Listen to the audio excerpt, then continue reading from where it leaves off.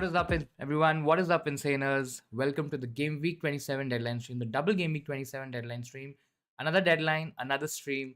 I think it's going to be another chaotic week. It's already been a chaotic week from which Brighton players to go for to the Brighton game getting cancelled and then kind of thinking about what to do with the team. I think it's just great to be back. It just feels, good to be talking about FPL again. How are you guys doing? Welcome to the stream. I think there's a lot to discuss, there's a lot to talk, there's a lot to divest in terms of which ways and which directions we can go and we can look at in terms of our teams. I think Game Week 26 was, let's just get that out of the way first. Game Week 26 was an absolutely horrendous game week for people. I mean, the only people who kind of, you know, took any advantage or kind of gained any advantage were the people who forgot that there is FPL this week, or maybe certain people who just didn't care enough to make changes into their teams. Or the third category would be people who kind of went with Salah and likes of Nunes, Gakpo, and all those players. And of course, United getting hammered 7-0. Not gonna talk about that.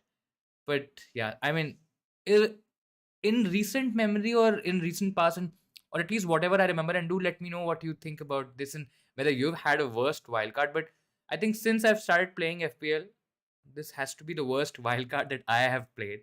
And the worst part, or maybe the good part, was that I was not the only one who was in this situation. There were so many people who went without the Liverpool assets and they just smashed everybody out of the path.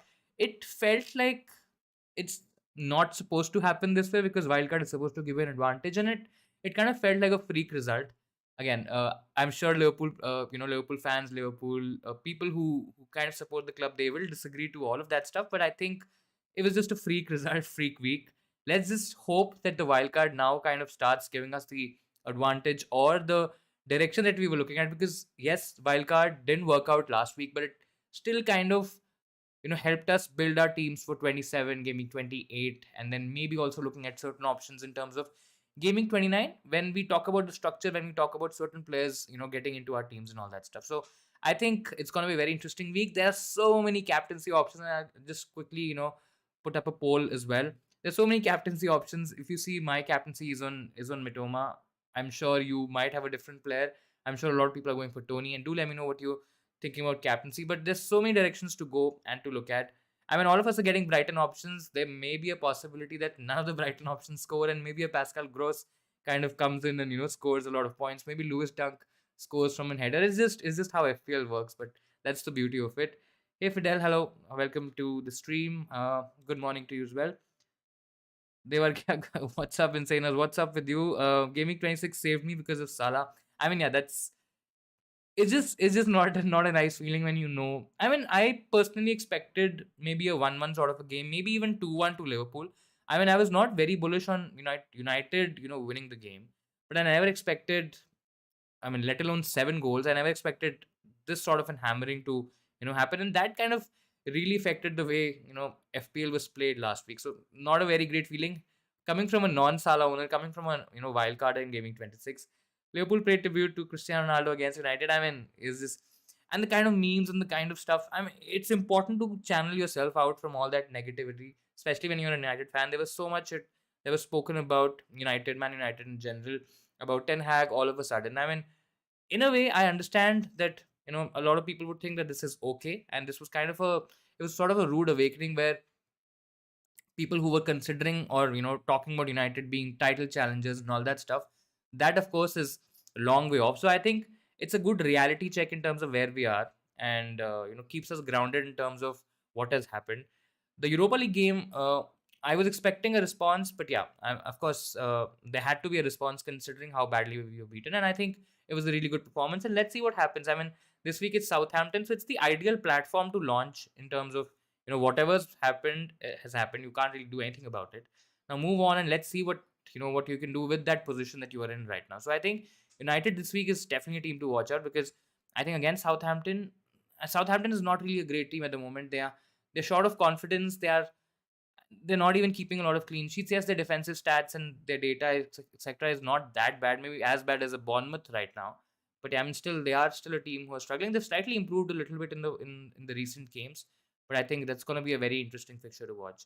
I took McAllister in instead of Bruno, and now who to captain? Tony or McAllister. I think in terms of captaincy, we have to look at it in this way, or in a very objective way, where we see who are the safer captaincy options. So, first of all, there are two directions that you can look at.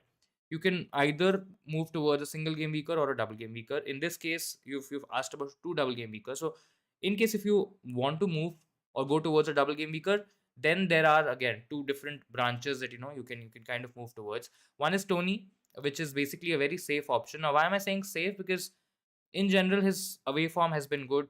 We know that if Brentford are scoring goals, Tony's supposed to be involved. I mean, it's probably a given right now in terms of how the team plays. The whole team plays around him. He's also on penalties. He's their main man in attack. Yes, also the likes of Buemo, for example, who can maybe take off some returns from Tony.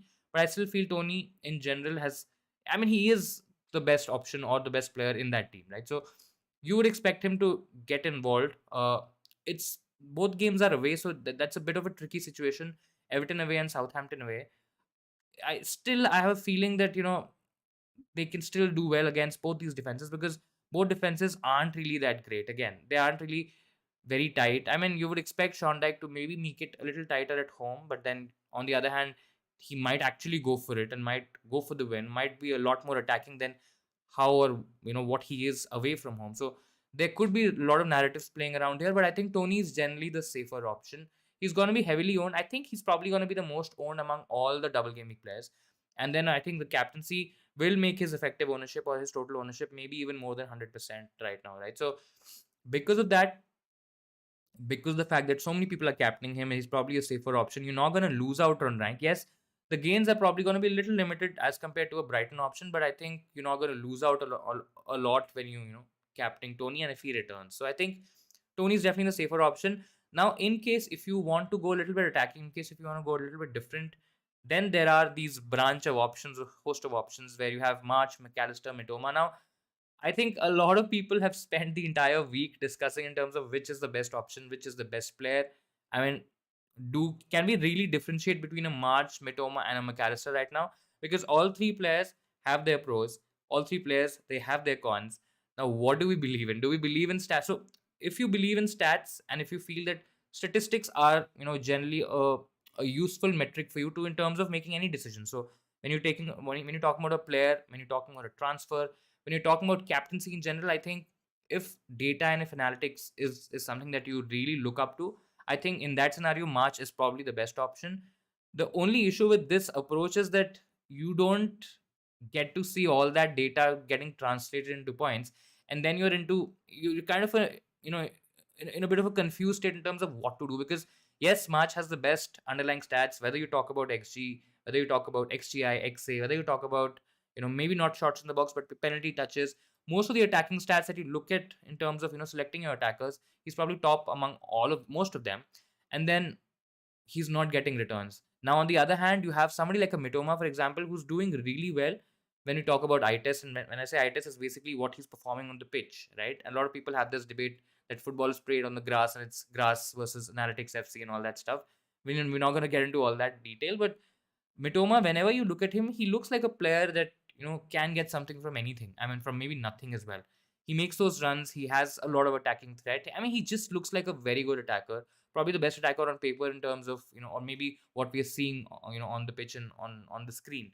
And I think because of the fact, I have a gut feel that Mitoma is probably going to do well this week as well.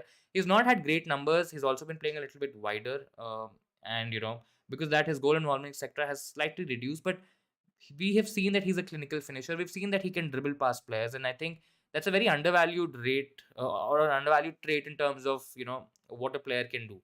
So I think again, depending on your approach, it's statistics, it's March, otherwise it's Mitoma. Now coming to McAllister, and that's what you asked here. McAllister, not a lot of people were really considering McAllister as a player option, let alone a captaincy pick.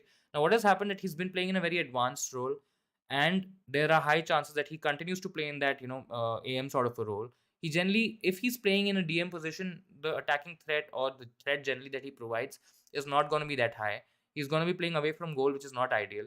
Now, the only possibility that, or in a scenario that could happen is when Lamptey is, I think, not going to start, and there are high chances that Pascal Gross maybe plays on the right? And if that happens, then maybe that space that Gross will vacate in the DM position in the midfield, deeper in the midfield, I think there are high chances that somebody like a McAllister can take that position. Now, once he takes that position, it's very difficult for us to, predict, because he's again playing deeper. He may not take a lot of shots.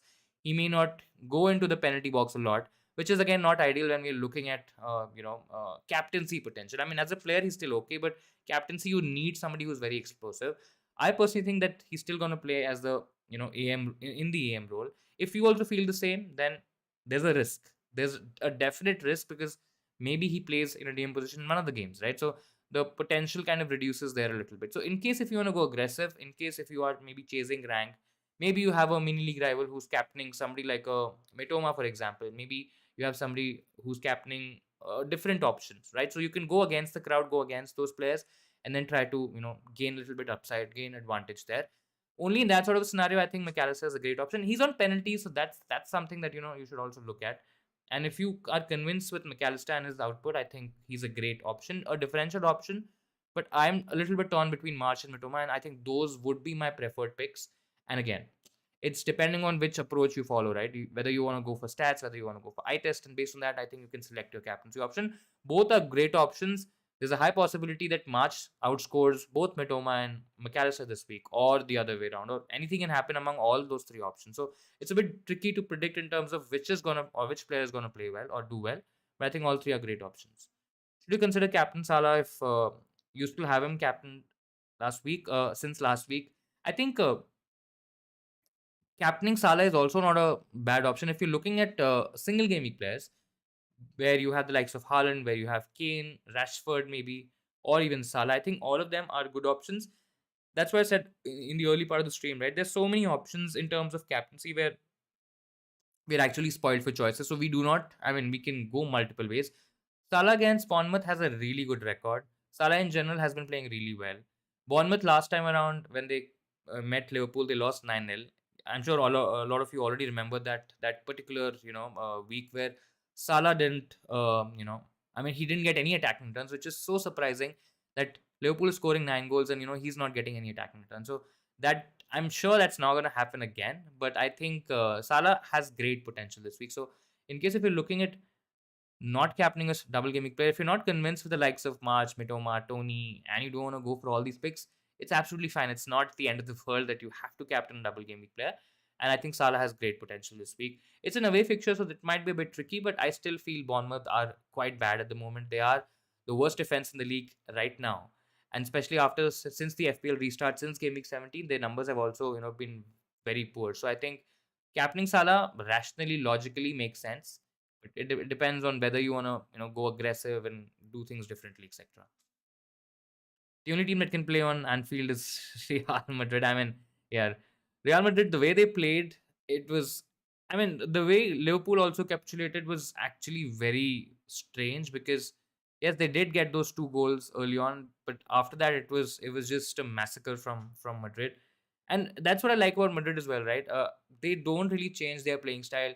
They don't really get succumbed to any pressure, and especially in Europe, I think they are a great side. They have a lot of experience. They are serial winners, and I think, yeah, I mean, that game was, as a United fan, that was a treat to watch. Do I take a -4 for Tony? It depends on which player you're taking out. Let's say if you're taking out Haaland, maybe not. Maybe if you're taking out Kane, who doesn't have a double in 29, who has a fixture in 28, but I mean, Tottenham aren't really a great side at the moment. Tottenham hasn't been great for most of the season. The thing was that we were trying to trust Kane in terms of his returns, because he was very consistent and he was getting returns.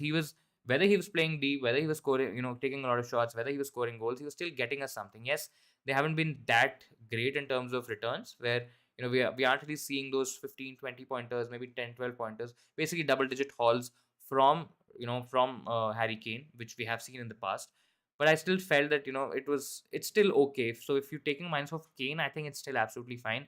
A lot of people would say that it's Nottingham Forest this week and it's a great fixture.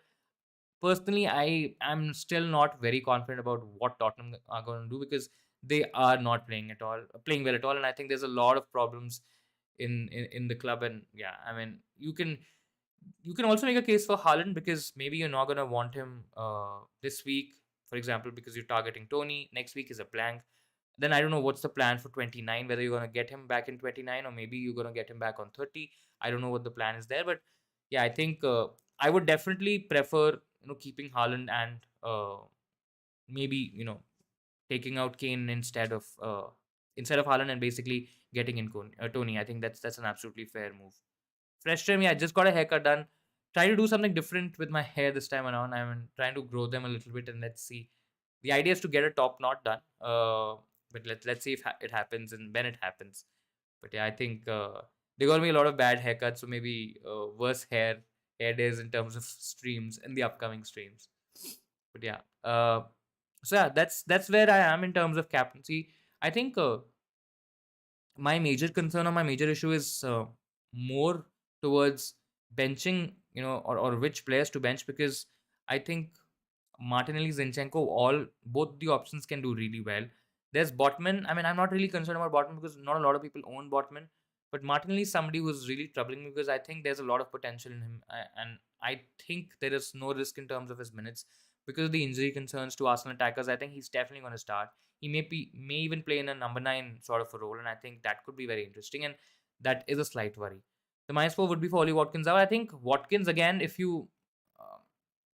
I mean, Watkins is also fine because yes, he does have a fixture in Game Week 28, which you anyways getting with Tony. He does have a fixture or a double in 29, which is not the most easiest double, but I mean neither does Tony have a good double. So I think it's fine, even if -4 for Tony, because you want to put yourself in a position where you can actually attack the double game week player and try to get the maximum points. I don't think so. It's the worst decision to basically take out Watkins. I know a lot of people would try to play with a combination of, let's say, a Haaland, Tony, and Watkins, but I think a -4 for Watkins is also absolutely fine. I don't think so. There should be any issues there. So yeah.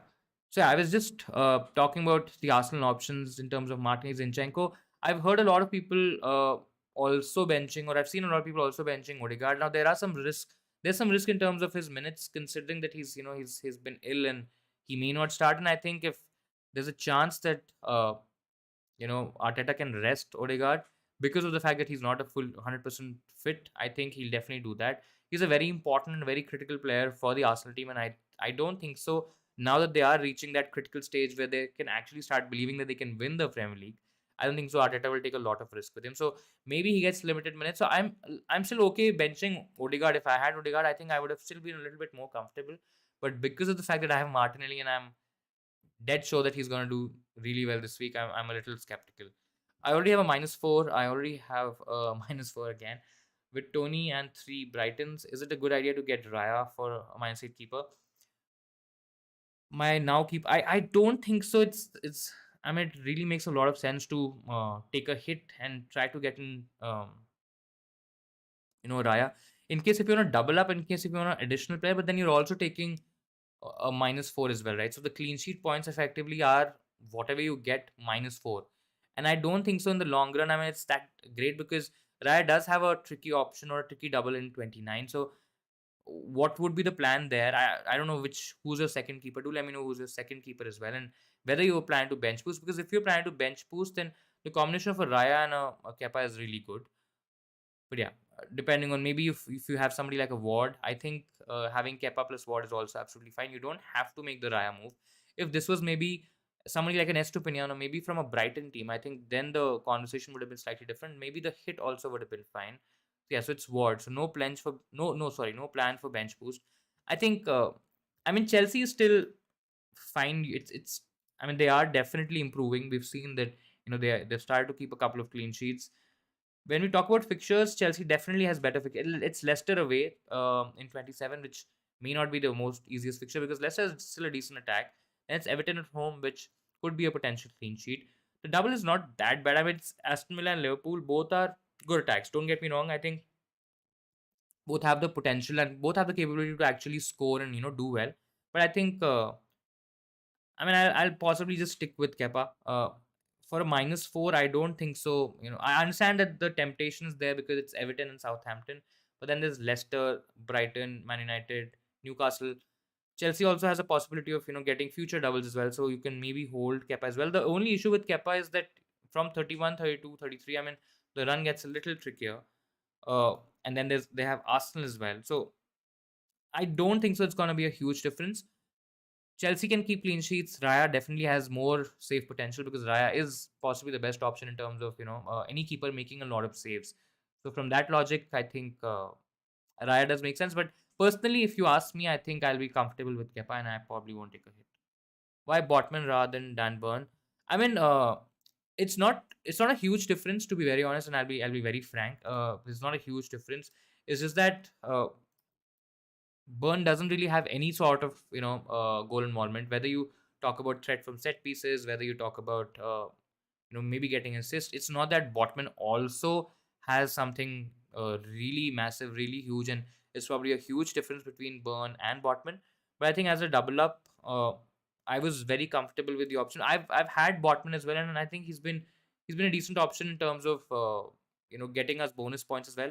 The points difference in general has not been that huge. I mean, I think Burn is maybe a couple of points more if I'm not wrong, and I think it's absolutely fine to go for either of them. I just felt that maybe there's a slight chance that Botman can maybe get something, any sort of attacking turn. He's just got one assist this season so far.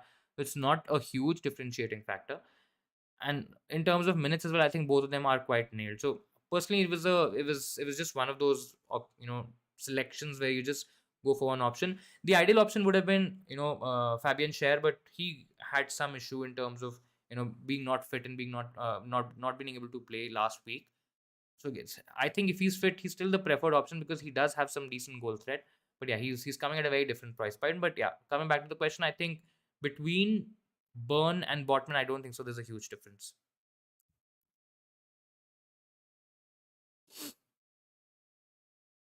I mean, he is playing left back, but generally, what Newcastle have generally tried to attack from Trippier's side, and that's why his numbers are really good. Burn, yes, he's playing an attacking position, but he doesn't really have much attacking threat. And if you see the numbers as well, it's not that high or anything like that. So I think there's still a chance that maybe when we see, let's just look at the bonus points as well. So Burn has 4 bonus points till date,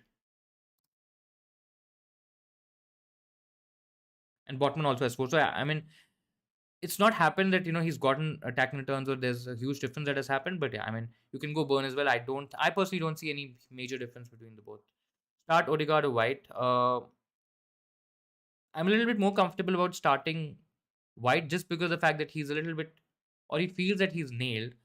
Now there's been a time where he's benched as well. But yeah, I mean, in general, you would want to start the Arsenal attacker or the attacker. Then that's how I play. I always would start, most likely would start the attacker over the defender. And I think I would still start Odegaard. I understand that there are some issues in terms of his minutes, but I'll still take my chances. I mean, there might be, if he's fit. If I mean, even if he's fit and if he starts, I think there's always a good chance that he gets an attacking return. Yes, he may play depending on his fitness and depending on how or what shape is he in. I think he'll probably play 45, maybe 60 minutes, maybe around 70 odd minutes. But I'll in this scenario as well, I'll still probably back myself with the attacker, and I know White could, give you clean sheet points, maybe 6 points, and then maybe Odegaard just comes on for the last 5-10 minutes. But I think I'll still take that chance. Play Odegaard. If he doesn't feature at all, it's fine. I mean, I can maybe put White first on the bench, and I think I can get him easily, from my bench as a substitute player. But I think I'll still take my chances with Odegaard. Any reason for not captaining Tony? Crystal Palace might be tough.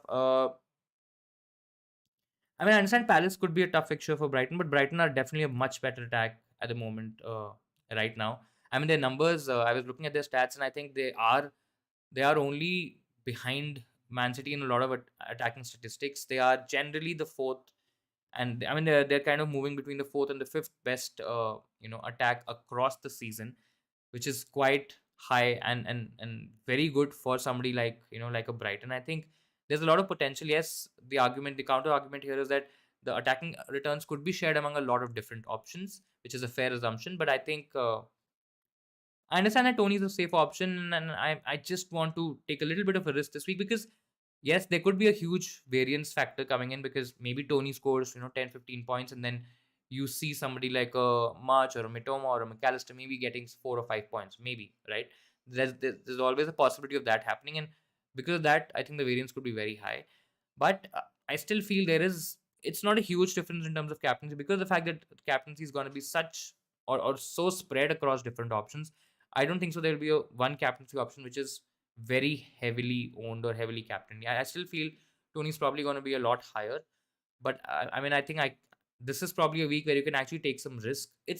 I understand the argument for captaincy on Tony. I also understand the argument for captaincy for one of the Brighton options. But I personally have a gut feel, and in the past few weeks I have tried to avoid gut feel, because I've tried to play a little bit safer and I've tried to do the right things the right way. But I just have a feeling about Mitoma this week, and he looks really good. Whenever if you've seen any highlights or if you've seen Brighton playing at all, you know that he has the potential to, in spite of not getting the right numbers, etc., he still looks really good, looks really, really good, on the eye test. So I think I don't really have a lot of reasons. It's just a personal preference, and I just want to take a little bit of a risk and go against the crowd this week, because I feel that this is possibly a week where I can even get away if somebody like a Mitoma, etc., doesn't do well as compared to Tony. Excuse me.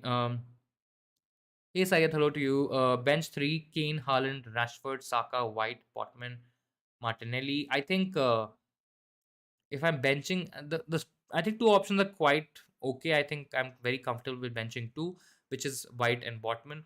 I think third is where the tricky situation is. I have Martinelli in my team and he's benched, but then on the other side, I think Saka is a safer option.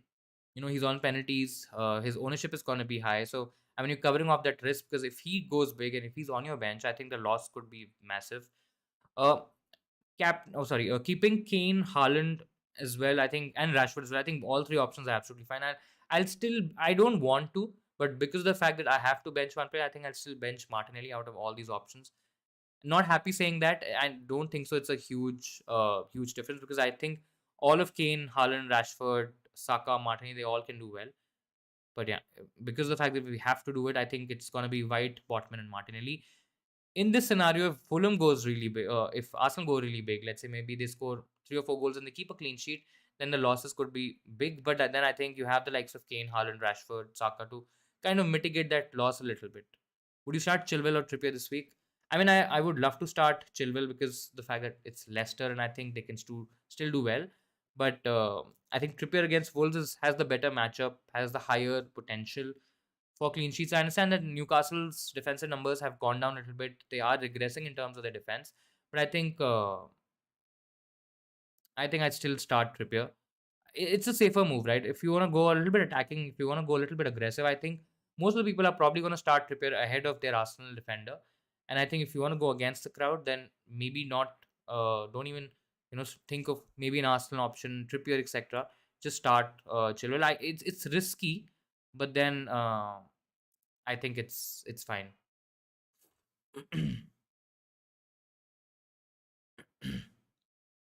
Odegaard 75% chance. Is he playing?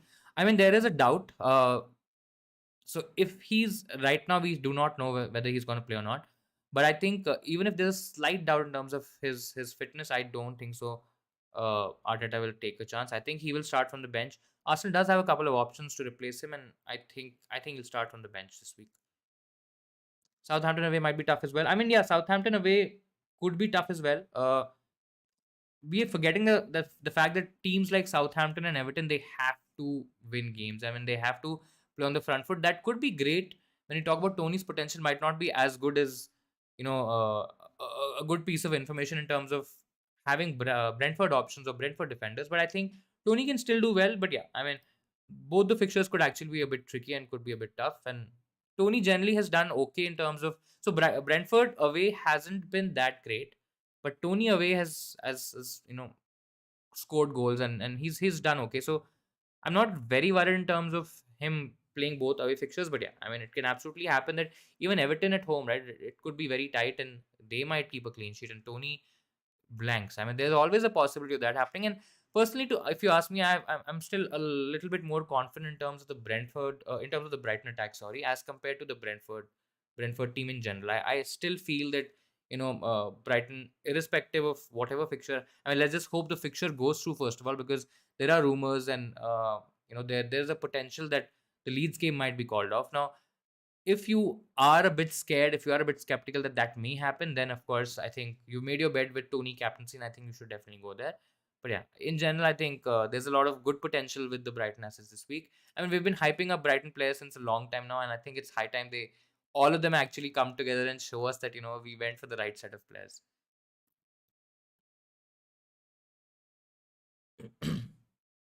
11 watching, but it'll be one. Thank you so much. Lovely comment. Thank you for your for all your love and support. Hey Nigel, hello to you. Welcome to the stream. Who would you start? Madison Osaka. I have good feeling on Madison. I also do feel.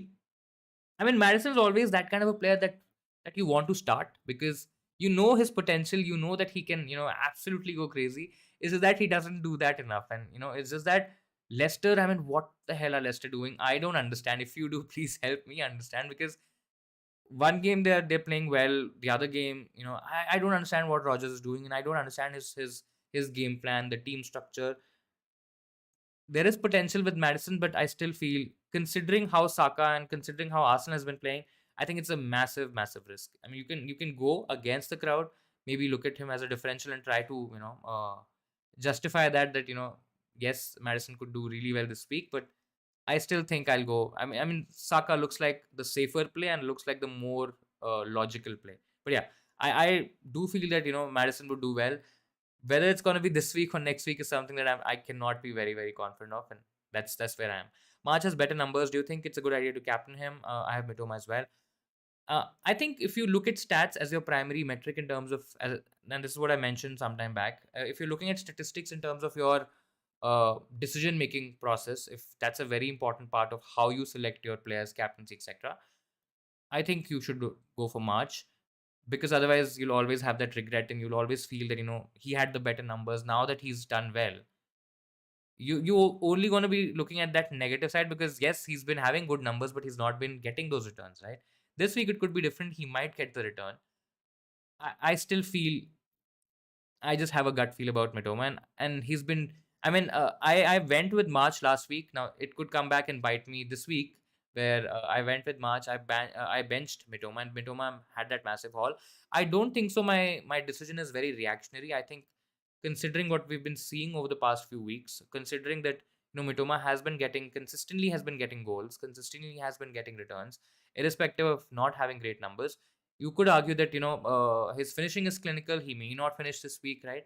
He may miss a lot of chances, but he just looks like a quality player, a very impactful player at the moment, and I just want to ride the wave. I mean, we've spoken about this in earlier streams and earlier videos as well, right? Where you had players like an Antonio, Benrahma, that sort of a combination. You had players like Lingard who went on the run.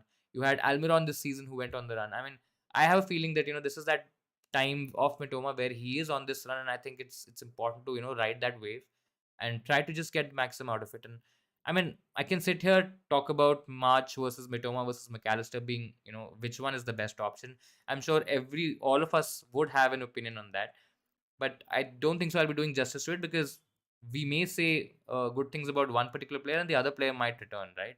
So that's the dilemma.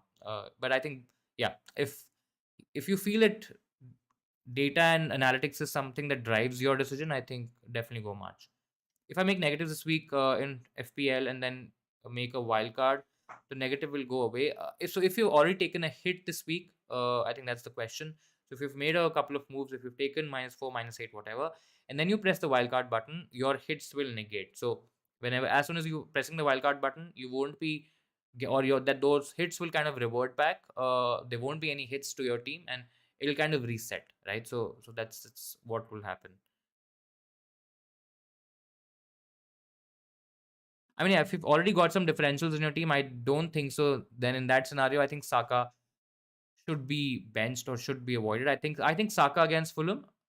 Yes, Fulham can still score, and we can talk about Arsenal's defensive numbers and whether they can keep a clean sheet and all that stuff. But when we look at their attack and the confidence that they are in, I think Saka definitely deserve. I mean, that's the reason I'm afraid of not playing Martinelli, and I want to, but I'm just not able to convince myself that I have to bench Kane or Rashford, which are likely options that I have to bench. and I'm not comfortable with that as well. And I'm kind of convincing myself in my head that yes, I do have some cover in terms of the Arsenal team. I do have Saka, so I'll be a little bit safe. But I know Martinelli has potential this week, and I think he can go big. Hey Nigel, hello to you. David De Gea, Trippier, White, Tarkowski. Tarkowski still there in your team. Bruno Fernandes, March, Rashford, Pereira, Martinelli, Kane, Haaland. Among your substitutes, you have Ward and Nketiah, Dawson. I'm assuming you've not wildcarded. This doesn't look like a wildcard team at all. Thinking of Tony for Nketiah and taking a -4 for Tarkowski for a Brentford defender. Mm, I mean, if if the budget allows, I'll rather actually go. I mean, for an Estupinian, I still feel that Estupinian has better potential this week. You can do Tony to Nketiah to Tony, and if the budget allows, you can do Tarkowski to Estupinian. I think that's the better play, and I think you would have additional budget, so I think that should be fine.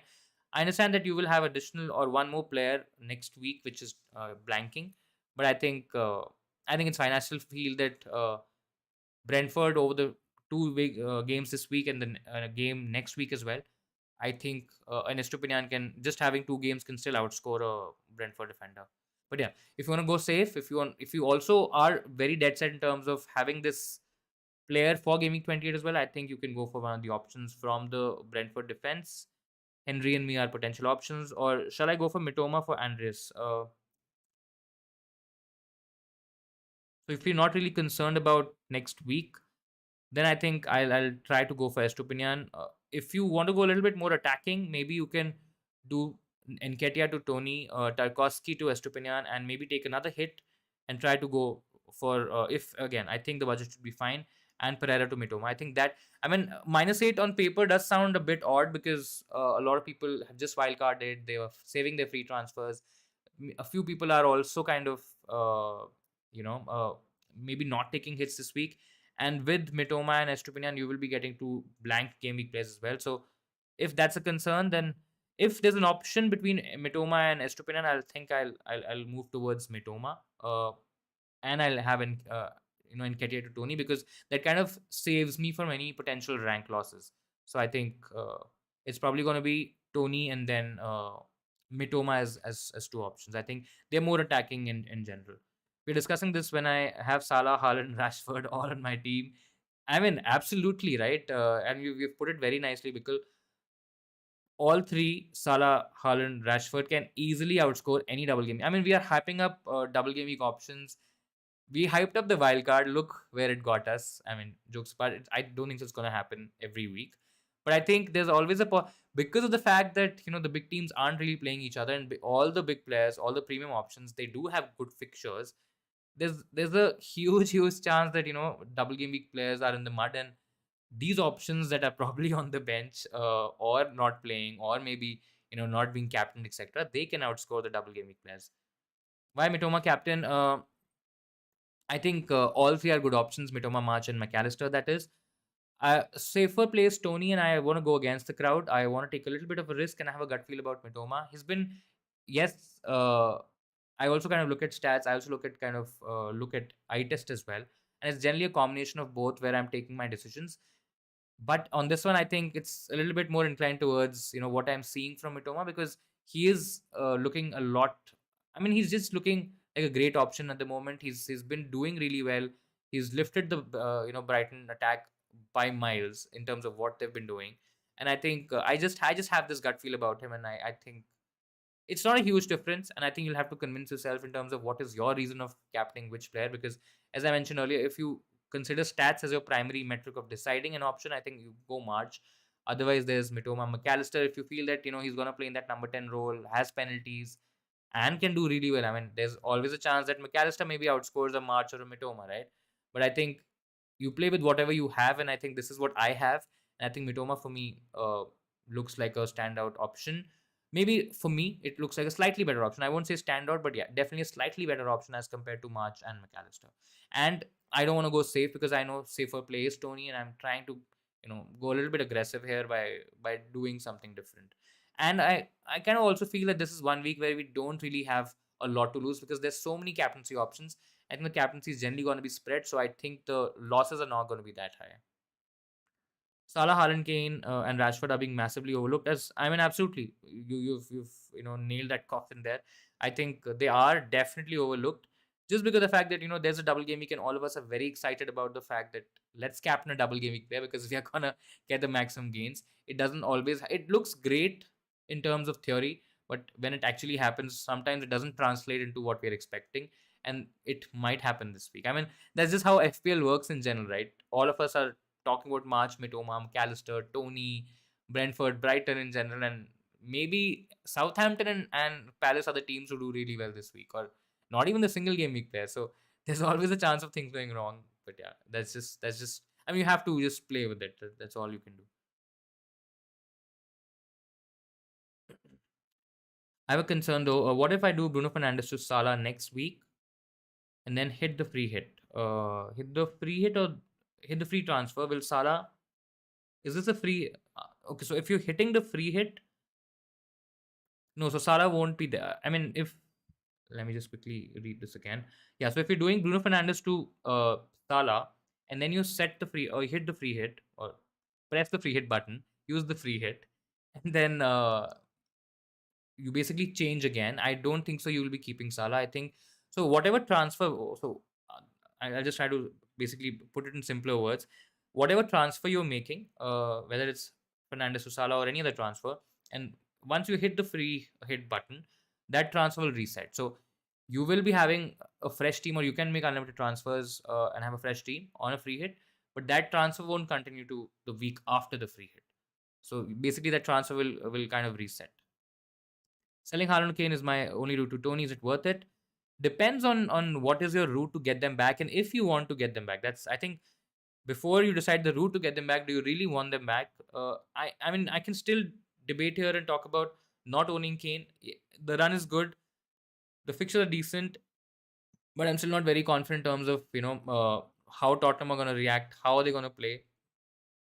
It's a bit of an unknown. It's a bit of a tricky situation here because there are doubts about Kane in general and Tottenham in general. So I'm okay selling Kane. I think I'm okay holding Haaland, and that's what I mentioned earlier in the stream.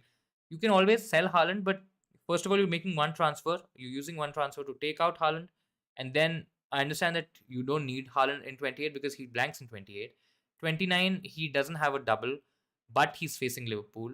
Maybe the last game was a one-off game, and maybe Liverpool's defense, again goes back to the same thing. And we know City and Haaland, they haven't really looked that great in general as a combination, but there's always a chance that Haaland can maybe score a brace, maybe score a hat trick as well in that game. And I mean, who's to say that he cannot do that, right? And fine, even if you don't have Haaland for that single game week fixture because you're trying to maximize with your double game week players, you would definitely want Haaland for game week 30. So is it really worth taking out Haaland this week?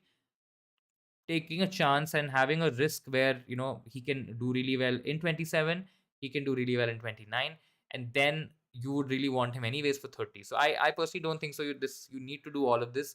You may use those transfer or that particular one free transfer elsewhere where maybe something happens in your team in gaming 29, and if you already have done that Haaland move, or if you have that planned, then you'll possibly have to take additional hits, which is not ideal. So if you're taking one option out, it has to be Kane, for sure. I think Kane to Tony is absolutely worth it. I think there is potential. Tony is a player who's the standout option from the Brentford team, right? So whatever attacking stats, and in fact his overall goal involvements and goal contributions to Brentford's goals have been more than 50%. So one out of every two goals, there is a goal involvement for Tony. Whether it's an assist, it's a goal. Generally, it's goals because he has significant goal threat as compared to his creative numbers. But yeah, I think it's absolutely worth it. Go for it. Estupinian might not get a clean sheet, and that's what I'm concerned as well. I mean, it's Leeds and Palace both. I was looking at their statistics and their data as well. They haven't really looked that great in attack. Leeds aren't really. I mean, we have to do some adjustment setting here because Leeds aren't really a Leeds team which we saw under Bielsa or which we saw under under Jesse Marsh. Sorry, they are a little bit more defensive. They are trying to make it, a bit compact. They are trying to keep things a bit tight. And because of the fact, the natural playing style of Leeds, which was to, go gungo attack, I don't think so that exists anymore. So I'm certainly confident that, Brighton can keep at least one, if not two clean sheets. And Estupinan can get a massive haul this week. I still have a feeling that you know, Estupinian maybe outscores somebody like a Henry or a me, but yeah, that's just my interpretation of the game and of FPL. And if you personally have this feeling that Henry or a Ben Me is going to do well this week, and then again for 28 etc. you need him and all that stuff. I think you basically go for a Brentford player or Brentford defender.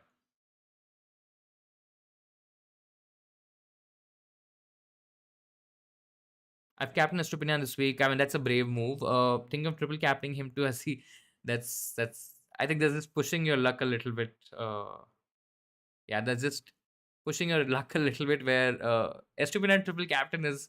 I mean, if it comes off, if he scores, he it doesn't look like a option which is probably going to give you 20-25 points. Where maybe somebody like a Salah in the right game week, maybe somebody like a Haaland, for example, maybe they could do well. So I think, yeah, Estupinian triple captain is something that I won't be comfortable with for sure.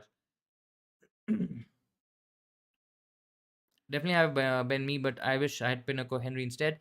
I mean, yeah, with Ben Me, you're getting that feeling that you're wasting that additional point 0.4, point 0.5, maybe 0.6 million, which you could have easily saved. And if that really helps you to make a significant upgrade, where you're not able to get your preferred player, I think that is where it'll actually start hurting, because I don't necessarily see a huge difference between a Henry or a Me or a Pinnacle. I think all three are starters, and I think all three are really really good options. If Brentford are going to keep clean sheets, I mean, Raya is a different proposition, because yes, he has that extra save potential, and he can make those additional saves. Maybe he's also slightly better for bonus points as compared to the Brentford options. But I don't necessarily see a difference, and I think, yeah, I mean, I again don't really see making those sideways switches and all that stuff. I don't think so. That's really relevant, but I can understand that sentiment with going with me instead of these cheaper options, and now kind of thinking that maybe that was the wrong move. Lucky you have some Brentford, right? I mean, yes, 3 to 4 players is a ideal sort of a window which you look at in terms of getting the right set of Brighton and Brentford options to make your rank a little bit safe, not take a lot of chance, not take a lot of risk. And I think that's the ideal kind of number. Thank you so much, Ranveer, for your super chat. um let's just hope Chelsea does well this week. I mean, looking forward to actually seeing Chelsea a lot more, because I think that they might be on the upward trajectory. I think it's too early to kind of say that all of a sudden now they're a great team and they're going to finish in the top four and all that stuff. But yeah, let's just see, because Chelsea could Chelsea and their defense and Chilwell in particular, I think these could be certain directions or certain ideas that a lot of FPL managers might jump onto in the next few games. So I think that could be interesting. Hey Krishna G, I think I've got that name right. Hello to you. Should I start Martinelli or Watkins? I will start Martinelli. If I had the option out of the two, I think I'll definitely start Martinelli. Ramsdale, White, Trippier, Shaw. Do I take a hit for Estupinian, Henry, or Raya? I mean, if you take out somebody like a White, uh, or even a Shaw, depends on what is your plan to get them back. Are you planning to get them back? When are you planning to get them back? Estupinian does the job for you this week because he does give you a double, but then next week he has a blank, and I don't see the entire team here, so I don't know how many players you would have for the blank in Game Week 28. If you can manage the blank in Game Week 28, I would still say get somebody like an Estupinian. Uh, if again you have a bench post in mind in Game Week 29, then maybe Raya is also fine. Uh, but yeah, depends on which players. I mean, Ramsdale is there. I don't know who's the other option in terms of your second goalkeeper. Maybe it's Ward. Again, I'm just guessing here, but yeah, if it's Ward, then or if you're gonna take out Ramsdale, I think you can actually take out Ramsdale and do Ward, because I think Ward is a decent keeper. I think he's okay in terms of save points. Brentford can keep a few clean sheets, and I think it's fine. I mean, Ramsdale, it doesn't necessarily have to be in our teams because you already have the Arsenal, yeah, the Arsenal defense covered. So I think I'm okay and I'm comfortable taking a hit for Raya. You might think it's a stupid, or maybe it's a very weird thing that we're taking a hit, taking out an Arsenal option and getting in a Raya, because I think the logic is to kind of prepare your team for next week, and then for 29 as well. 29 is not ideal, but then it's against teams who can actually take a lot of shots, and I think for 29 for Raya could also be pretty decent. So I think I'm okay or comfortable making the Ramsdale to Raya move. I think I'll be fine. Estupinian is definitely more attacking, but you have to figure out what are you going to do, or how are you going to play with your team with an additional player blanking game week 28. If you can manage that, I think it's fine. I think in that scenario you go Estupinian, but otherwise I think long term move is possibly going for Raya here. Need your help? Sure. I'm playing my wildcard this week, free hit next week, and bench boost in 29. Can you please review my team if I send you on Twitter? I mean, if you can just share it here as well. I can check it on Twitter as well. But yeah, I mean, you can DM me on Twitter, or you can just send it to me here. I mean, that's both is absolutely fine.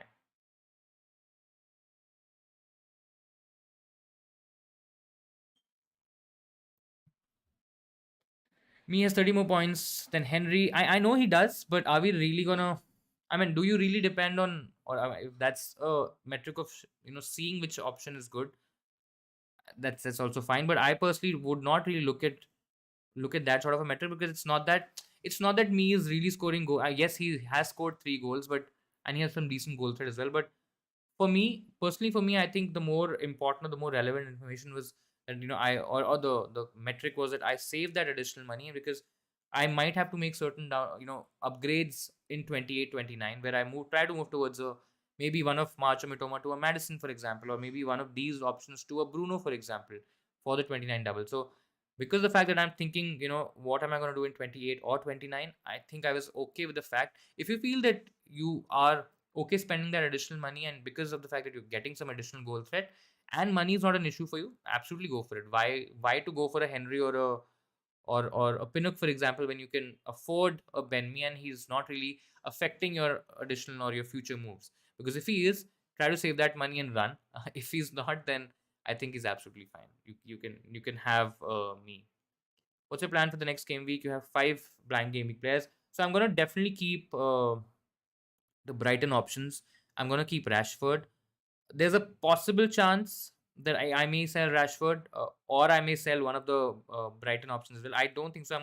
Now, if Haaland was to be sold, I think it would have possibly made sense in game week 28. Or yeah, I mean game week 28 or even 27 if I was on a wild card, because or maybe I have the wild card left because I can get him back on the wild card. I don't have that, and I'm just thinking it's probably not the ideal strategy to maybe take out Haaland now and then get him back again. So I possibly would take one of March or Mitoma out. Let's see what happens this week. Maybe even Estupinian out. I mean, there are directions that I can look at. I want to keep Rashford because of the decent double. Newcastle Brentford, I think it's going to be a good double. It's Newcastle away, so that could be a bit tricky, but I still think Rashford is in great form and I think he's worth keeping. So yeah, I will be basically having 9 players. I might just make one additional move, depending on again what happens. Maybe some injury happens to March, Mitoma, Estupinian. Let's see what happens, but I think it's gonna be one of these 5 players going out.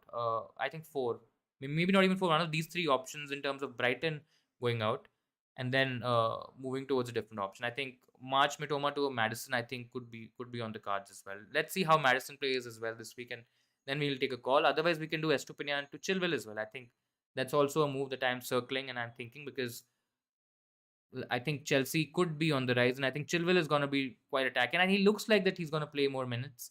He's definitely a much better option than Cucurella on the left. If Cucurella is compared, and is being played on the left side as compared to Chilwell, I think there's a good chance that Chilwell outscores him in most games, and I think that's these are directions that I'm looking at in terms of my team.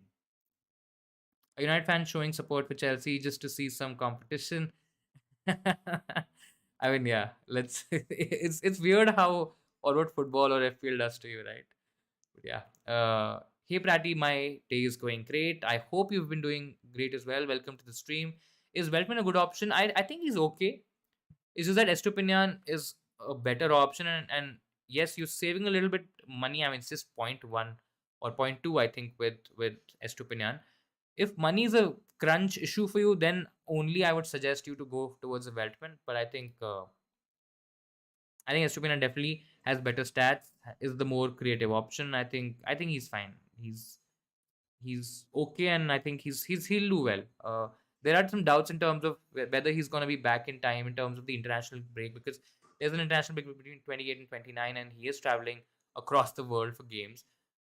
There could be a scenario where he's probably, getting some limited minutes. I don't think so he's going to get rotated, because I think he's a very important player in terms of how the whole Brighton team and the Brighton defense is, functioning right now, and to kind of maintain that rhythm and that structure, I don't think so he'll get benched.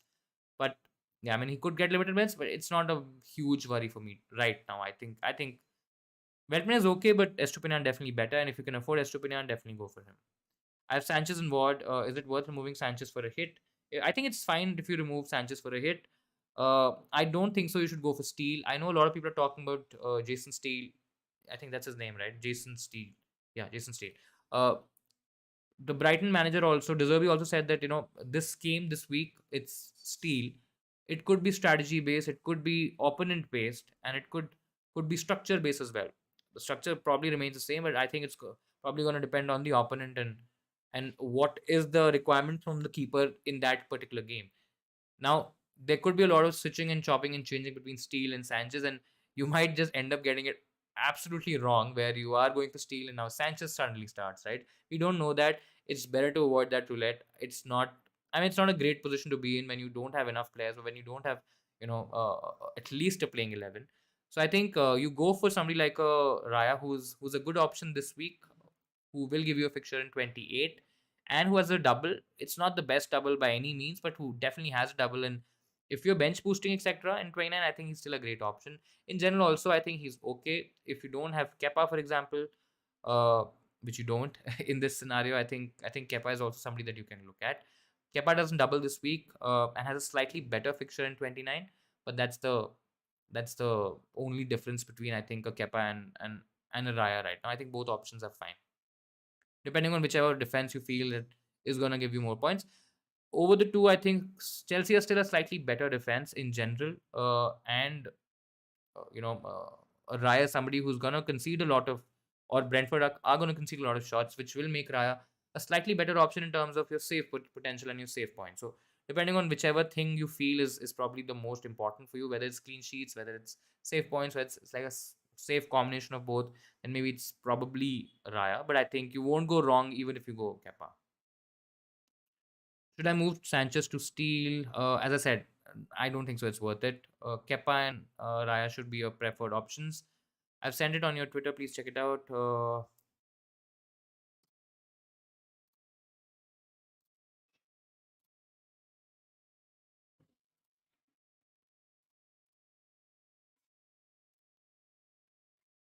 Have you shared it on as a DM? Because I haven't. I don't see anything.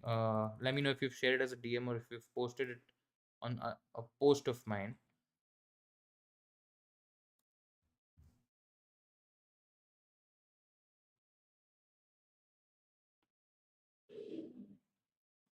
So you have the wildcard left, along with the free hit and the bench boost as well. Do let me know if you've shared it as a DM, because I can't see a DM on my Twitter.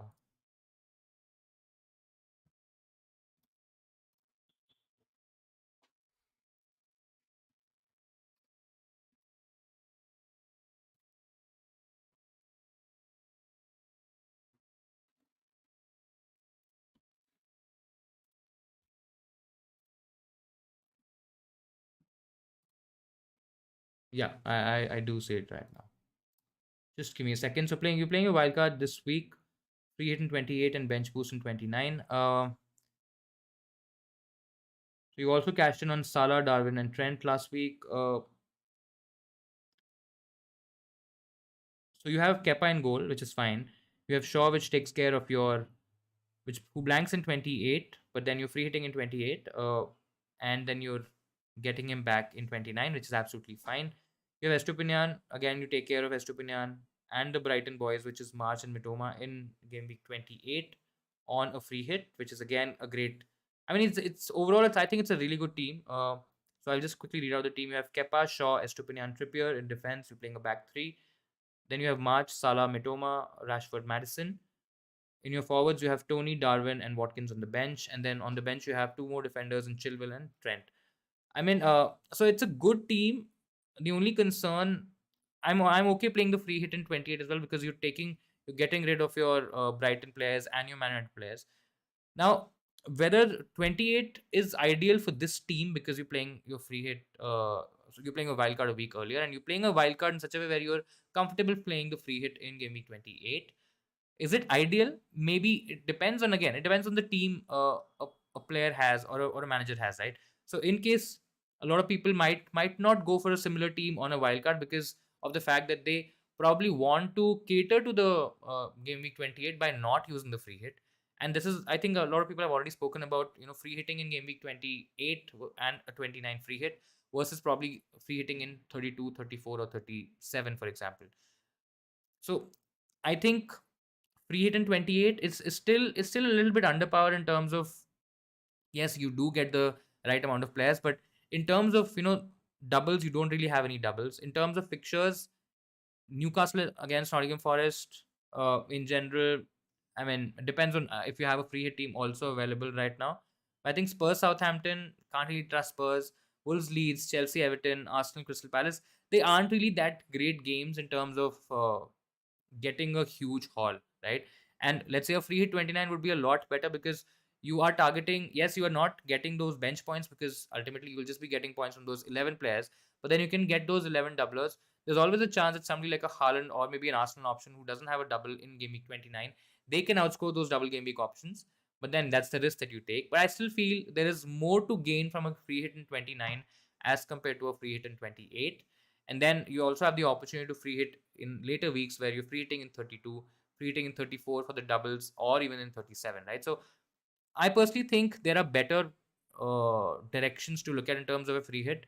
If I'm wildcarding, again, this is a strategy and this is absolutely fine because, of course, not everybody thinks in the same way. But personally, if you ask me, I think it's, for me, it's a better strategy to prepare your team for 20, for 27, for the doubles in 27. You don't have to go six options from Brentford and Brighton. You maybe go for four or five. You try to achieve a balance between United and what you can do with Chelsea, United, Brighton, etc. And then you prepare your team for 28, and then you make an additional move or maybe make more moves for game week 29, and then you play your your bench boost in 29, because I still believe that 29 bench boost is again a lot stronger than using it in a different option. In any scenario, you were anyways using it in 29, so bench boost is kind of remains the same.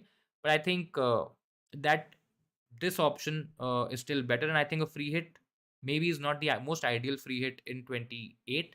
It is probably better in 29, or if you can't use it in 29, then maybe you use it in 32, 34, or 37. I think for me those are still better options. Watkins or Odegaard on the bench. um I think I'll take a chance with Odegaard. I know he's. I mean, people are saying that he's not fit, and Arteta also said that he may not play. But I'll still. I mean, it's still two attackers, so it's tough. It's actually tough. But I'll still take my chances with Odegaard because of the fact that he has a better fixture, and I'll see what happens with him. And that's where I'll go. Whom to bench? Any transfers? So we have Raya, Ward, Estupinian, Me, Trippier, Botman, Zinchenko, March, Mitoma, Saka, Martinelli, Rashford, Haaland, Kane, Tony. I don't think so. There are any transfers that are required. Yeah, I think this looks like a wildcard team, if I'm not wrong. 3.2 in the bank, just save that money and save that transfer, and I think just have to freeze next week. In terms of who to bench is where I am stuck as well. Right now, if you can see, I have Martinez, Zinchenko, and Botman on the bench. I mean, of course, you're not going to bench Estupiñán and me. And you have a decision to play between one player between Trippier and Zinchenko. If you feel that Arsenal's going to do well, I still feel that Fulham. It's a home game for Fulham. There's a chance that Fulham can score a goal. I mean, they're still doing okay in terms of their attack, and I think it's the fact that it's a home game for Fulham. I think it just, and on the other side, I have Trippier, who's facing Wolves, a team aren't really known for scoring a lot of goals. Newcastle are a strong defense, and I think they can easily keep a clean sheet against Wolves.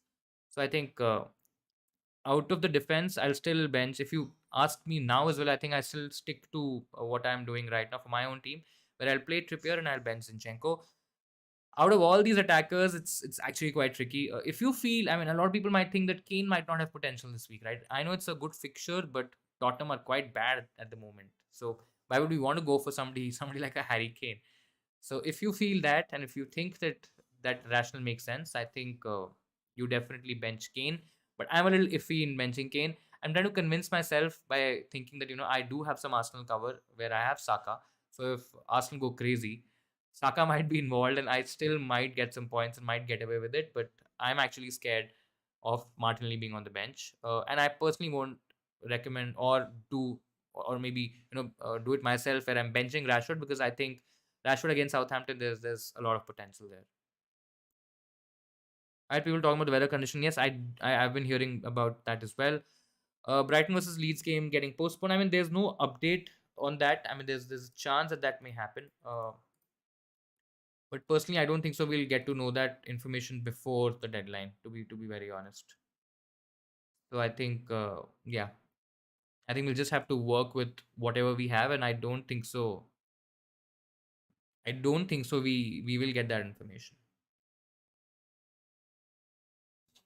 But yeah, that's definitely a risk, and if that concerns you, maybe you don't captain a Brighton option. You maybe captain a Tony, who's definitely going to play at least two fixtures. I mean, the worst case is that you're getting two fixtures, but I think it's still fine. We'll see what it happens, but or what happens there, but I think it's fine.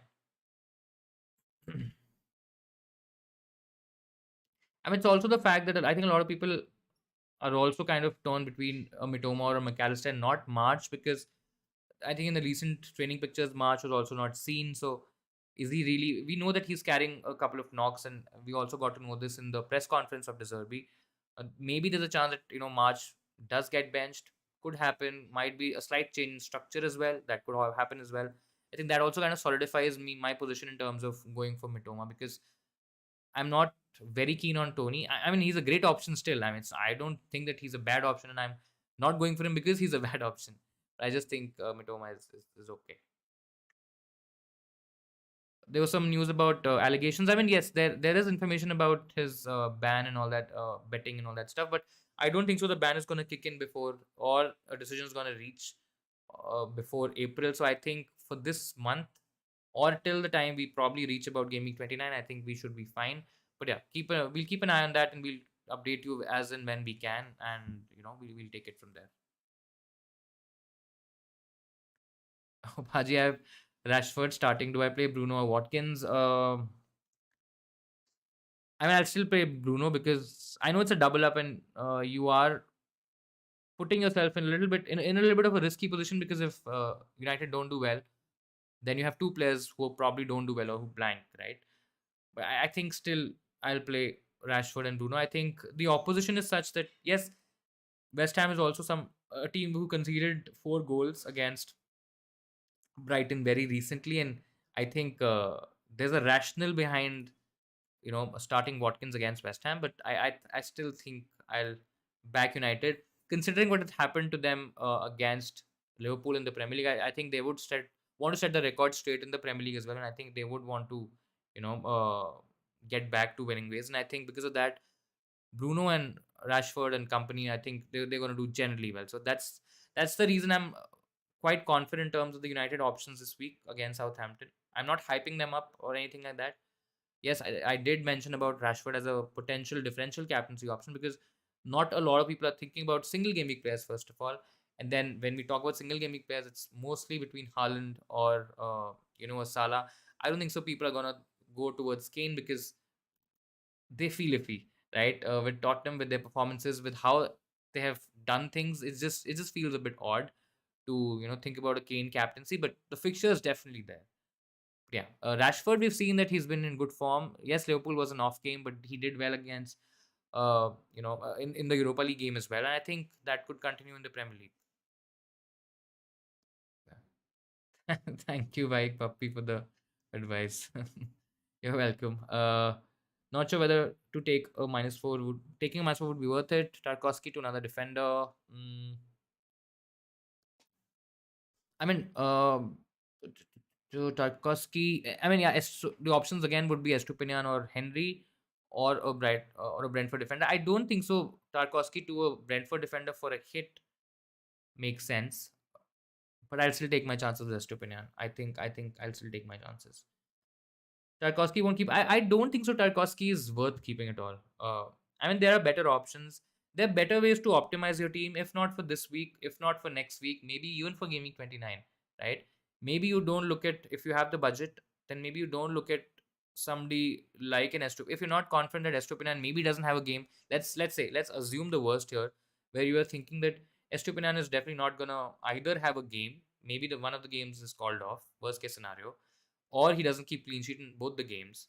You have Brentford who also don't keep clean sheets in either game, and then you maybe look at somebody like a Chilwell, for example. If budget again is not a problem, I think you look at Chilwell because he's okay this week. I mean, it's not the worst fixture out of the lot. Next week it's against Everton. Everton aren't really known still to score a lot of goals. It's a home fixture for Chelsea. Then in 29, you're getting two fixtures from Chelsea where you're getting, yes, one fixture is against Liverpool that could be tricky. The others against Aston Villa that also could be a tricky fixture. But both fixtures are at home, and I think if Chelsea can keep things a bit tighter, I think especially from a defensive point of view, yes, there could be some could be some doubts, but Chilwell is also a great option if he can start regularly. I think he's a great option when we talk about his attacking threat and attacking returns. I mean, he will be on certain set pieces. He will give you a lot of creative potential. We know that he can also score goals.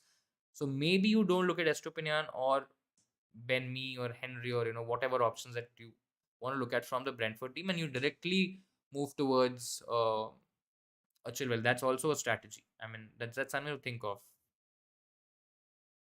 News about Odegaard. I mean, he's flagged at the moment. Confirmed news is that we still don't know whether he's gonna start or not. There are doubts, and that's where we are. I mean, I personally I think if he's even a bit doubtful in terms of his fitness, I don't think so. Arteta is gonna take a chance.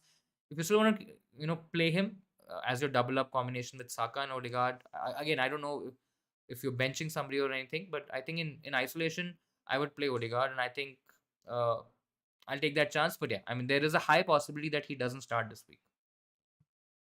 Who to start? Shaw or Trippier?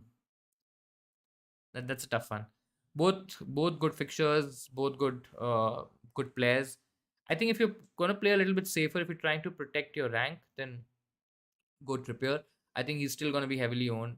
I think a lot of people are gonna play him ahead of the Arsenal defenders and even somebody like a Shaw, for example. So I think if you're playing safer, then you definitely go Trippier. Otherwise, if you're going to go against the crowd, then I think Shaw could be a very good option this week. Personally, I'll still pay Trippier. I think I'll try to cover if I have options like Bruno or Rashford. I think I'll try to cover United from there, and not basically not have Shaw in the 11 and have Trippier instead.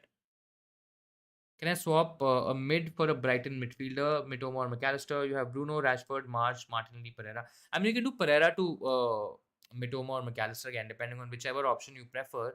I think that also could be a direction. I don't think so. Pereira is. I mean, there are much better options. You have the Brighton options, which are not very expensive as compared to Pereira, and I think they'll do really well. They do blank in 28, so again, figure out what you're gonna do in 28 with this option with this particular player. But I think out of all these picks, Andres Pereira to a Mitoma or a McAllister is absolutely fine. Cap Ferguson backing my instincts. Absolutely, why not? Why not? We have to do that. I mean, you'll always hear a lot. You'll always see a lot in terms of a lot of people. I mean, I'm no expert. I'll be very honest. I'm just a regular guy who likes playing the game, who loves creating content, and who loves talking and chatting, and that's where I am. And I always say that you have to back your instinct because you'll see a lot of content, you'll see a lot of narratives. And I'm not saying that somebody's trying to trick you into doing something which you do not want. It is just their belief and what they think. Like if I have a certain belief about a certain player, that's my thinking. Now I can back that up with stats, I can back that up with eye test, I can back that up with a combination of both, I can back that up with my gut feel or whatever is my reasoning of, of taking certain decisions in FPL. But ultimately you have to back your instincts, and that's actually a good thing because once you and I saw this last week where a lot of content creators, a lot of people who generally have a Twitter handle, they create some content, they have a conversation on Twitter. They were getting so much backlash by why did they let people go on a wild card and all that stuff. There's certain FPL is always going to be a game where certain outcomes are not in our control, and there's a lot of luck involved. And last week it clearly showed that there's a lot of luck. So beating your head because of the fact that somebody convinced you to go for a wild card or go for a particular transfer. I don't think so. That is really good, and I think you should back yourself in terms of whatever you want to do with your team. I have a three-man defense, so that's the problem. And Haaland, Kane, and Tony.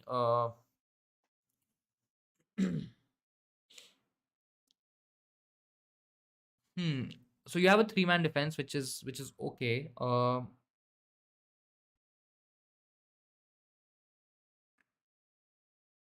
right now you have Trippier, White, and Tarkowski. You can play.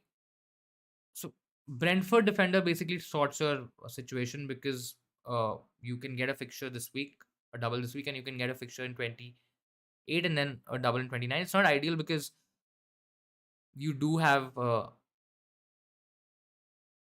I mean, yeah, Estupinian definitely is the better option this week, but then again, you'll be in a pickle in terms of which player to play. I mean, I can see that you have Dawson and Diop as well on the bench. So maybe play or do something with them. I mean, I still feel a decent team can be put out next week as well. I can only take a minus one in my defense, and I wouldn't want to bench Bruno and Rashford. You don't need to bench Bruno and Rashford. I think a minus one in defense is absolutely fine. Martinez, Gabriel, Botman, Madison, start one. If I'm starting one, I'll start Martinelli. If you want to go a bit differential in terms of your route, I think it'll be Madison. I won't start the defenders. Both defenders. I mean, defense is something that anyways both defenders aren't really very attacking defenders. Like a Chilwell, for example, who can give you an attacking return. Gabriel is somebody who can be a threat on set pieces, but how often do they really translate into goals? Right? We keep talking about all this goal threat from set pieces, from corners, and all that stuff, but yeah, I don't think so. There's a lot of upside. There's a lot of ceiling in terms of points because I think Martinelli and Madison, they both can do really well. I still feel Martinelli is the right play, and if you have the opportunity to play Martinelli, I think I would personally play Martinelli because I'm still a bit skeptical, a bit scared in terms of keeping Martinelli on the bench. Captain McAllister or March, both good options. If you feel that March has the right stat, March does has have the right stats, and if you feel that's the right thing to do for you because you believe in stats and you feel that those stats are going to translate into attacking returns, you go for March. McAllister is a slightly more attacking, slightly more aggressive play because not a lot of people would own him. First of all, yes, a lot of people have transferred him this weekend, but I don't think so. A lot of them would be, going for McAllister captaincy. I think he's still a differential captaincy option. So if you are trying to gain rank, if you're trying to go aggressive, if you're trying to catch up on your mini league rivals and all that stuff, I think in that scenario you captain McAllister. Otherwise, I think March is fine between the two. Bench boost this week or 29. I did a piece on this in All About FPL. So I write blogs for All About FPL as well. And I did a comparative study in terms of, bench boosting in 27, bench boosting in 29. I think it depends on your players in terms of which players do you have this week in 27. So if you have somebody like a Martinelli, Zinchenko, Botman, something similar to what I have, I think it's a good week to play the bench boost, but then see where you are in terms of your team in game week 29. See what your bench will be. If you still have somebody like a Haaland, for example, on your bench, maybe an Arsenal option on your bench, I mean that's still a good week to play a bench boost. If you have maybe an additional double game week player, because game week 29 does give us an opportunity to load up on double game week options. Maybe you have 12 to 13 double game week players in your team, and if that's a scenario, maybe you don't have to go very heavy on the Arsenal team, and by that point you might have some additional double game week options. So in that scenario, I think 29 is still a better or a higher ceiling bench boost because it does give you an opportunity to load up on the right players. But yes, the term right players is the important part here because if you have a bench boost full of Brentford players, full of players who have a tricky double game week, I think in that scenario, maybe let's say you have an Aston Villa defender, for example, right? In that sort of a scenario, I think it's not ideal to play that bench boost in 29. Maybe it's better in 27. So you have to look at your team. You have to look at what transfers are you going to make in 28 and 29, and then you have to compare both your bench boost, players in 27 and 29. Whosoever have the best fixtures, whosoever to you look like the best options, you play your bench boost in that particular week.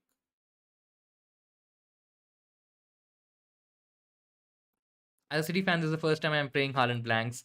I mean, yeah, if the people who do not have Haaland this week are maybe they are in a, they are for a surprise of sorts, because this is, again, this is typical FPL where people, or managers, they generally take out Haaland, Kane, and all those players which are quite popular, which are doing really well, but because of the fact that they may want to do things differently, or because of the fact that that's probably not the ideal play logically. A lot of people have taken out Haaland, and if he scores a hat trick or something, I think it's absolutely gonna be chaotic. Is it okay to hold till wildcard 30? Yeah, I mean, yeah, for sure. It's absolutely fine to hold wildcard till 30 or 32. You have a setup already for 28 and 29 with one hit. That's absolutely fine. Your team would be Kepa, Ward, Henry, Trent, Dunk, Tarkowski, White, McAllister, Mart, Salah, Saka, Rashford, Haaland, Watkins, and Tony. I think it's fine. The only options, Liverpool does have a tricky double. So would you want Trent? Uh, and would you really want Tarkowski? Is also, I think, these are options, or these are potential players that you could possibly change. Because Liverpool's double is Man City and Chelsea, and that's not going to be an easy double. Both are away fixtures for Liverpool as well. So I'm not very confident about Trent's potential in that particular week. But yeah, even a Henry has a tricky double. When you talk about Tarkowski doesn't have a double in 29. So yeah, these are certain positions that I'll be a little bit skeptical. White also has a single game week. Then when we look at Rashford is fine. Saka is okay in spite of having a single game week. Salah is still okay. Not the most ideal player for the double in 29, but I mean, let's see what happens this week and next week. But anyways, you'll possibly be, see, the worst case scenario, you can even use your free hit, or your wildcard in 29 as well. You can use a wildcard in 29. You can prepare for 30, 31, 32 for the blank in 32. You can prepare for 34 as well. You'll also get an idea in terms of, by that time, you'll also get an idea who's blanking in 32, who's doubling in 34, who's doubling in 37 as well.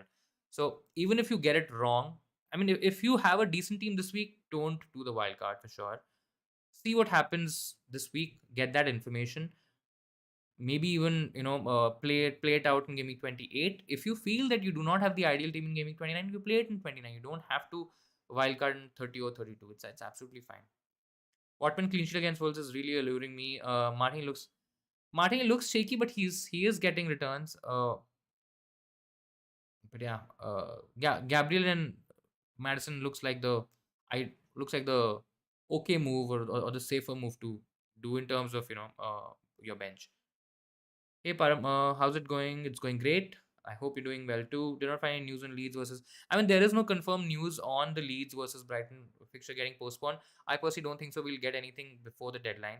So we'll have to take our chances. We'll have to make our moves based on the information that we have right now. Is that there is a possibility, but it's not confirmed. I still have the gut feeling on Salah return. I absolutely think that Salah can return this week. But a bit of a dilemma though, to bring in March instead. I mean, you don't have to do it just because of the fact that March has a double. I think Salah against Bournemouth could still do well. And you also have to think about what your team, or what happens in your team in Game Week 28, because Salah and both March, they don't have a fixture in 28, right?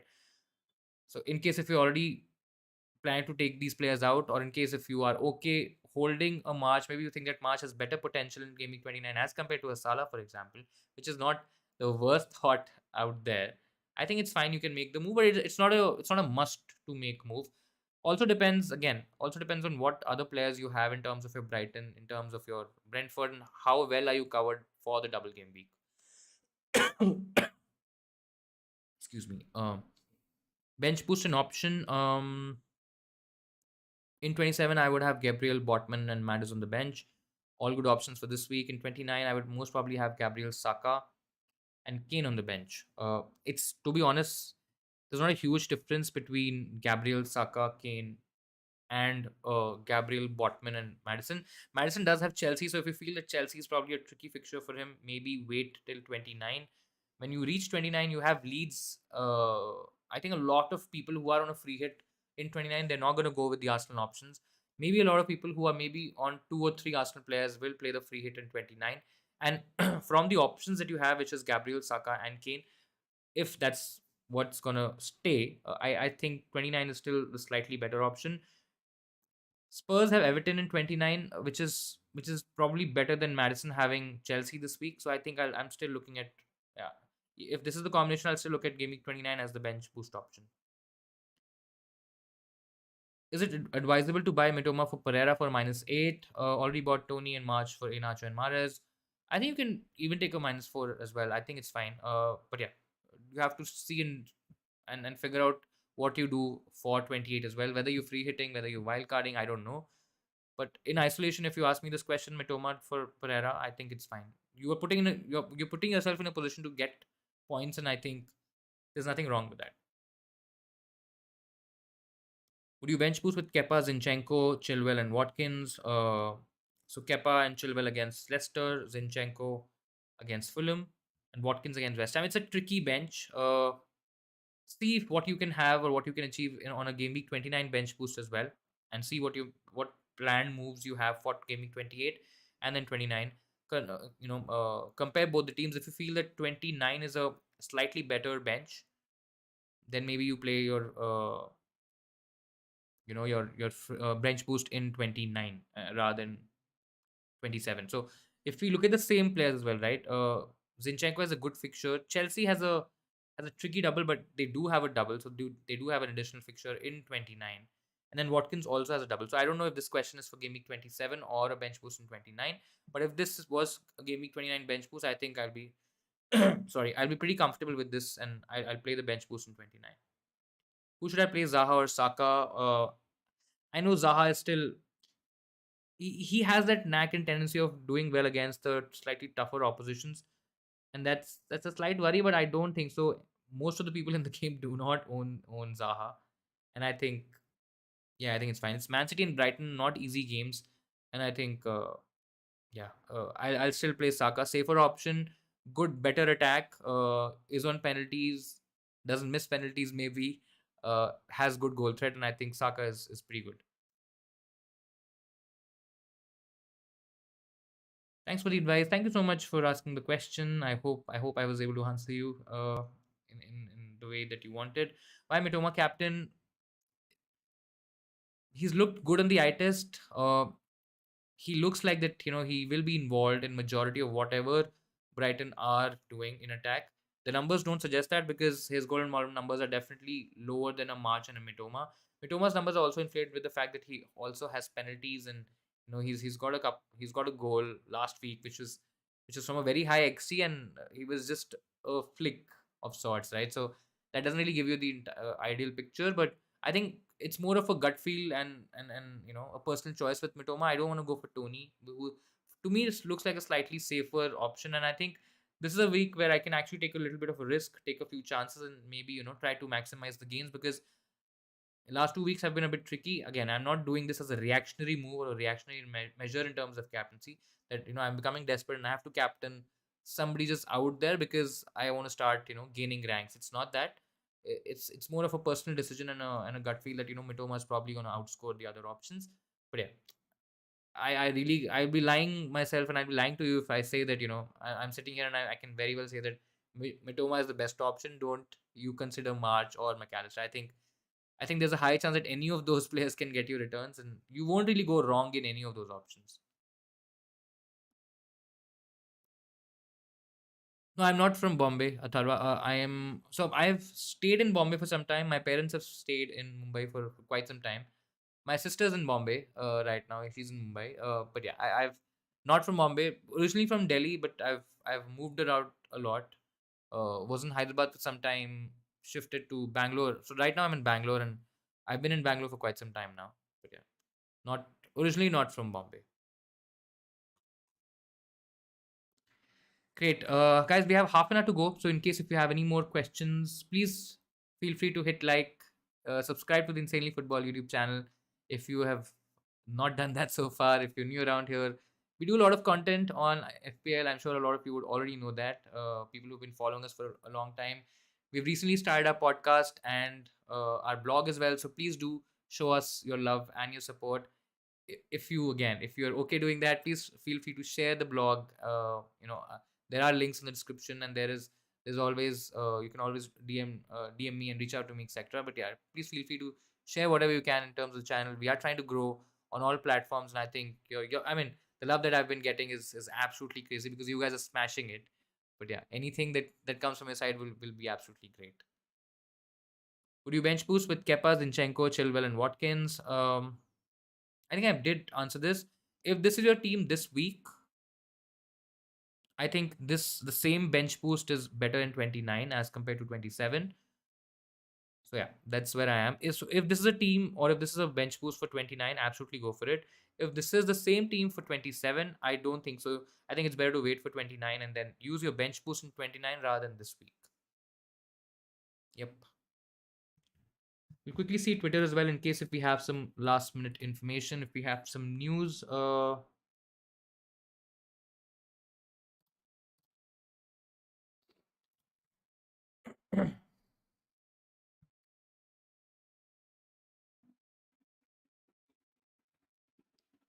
Thank you so much, Adarva. Thank you so much. Lovely comment. I mean, these kind of things generally makes my day when I look back at streams and look back at comments. Is this overwhelming the love and the support that this channel has got? And yes, we are taking smaller steps in terms of growing, but we are doing a lot of things and we are growing. So it's just a great feeling. Free hit 28 team, please. I don't have a team ready, but we can make one on the fly. That's not a problem.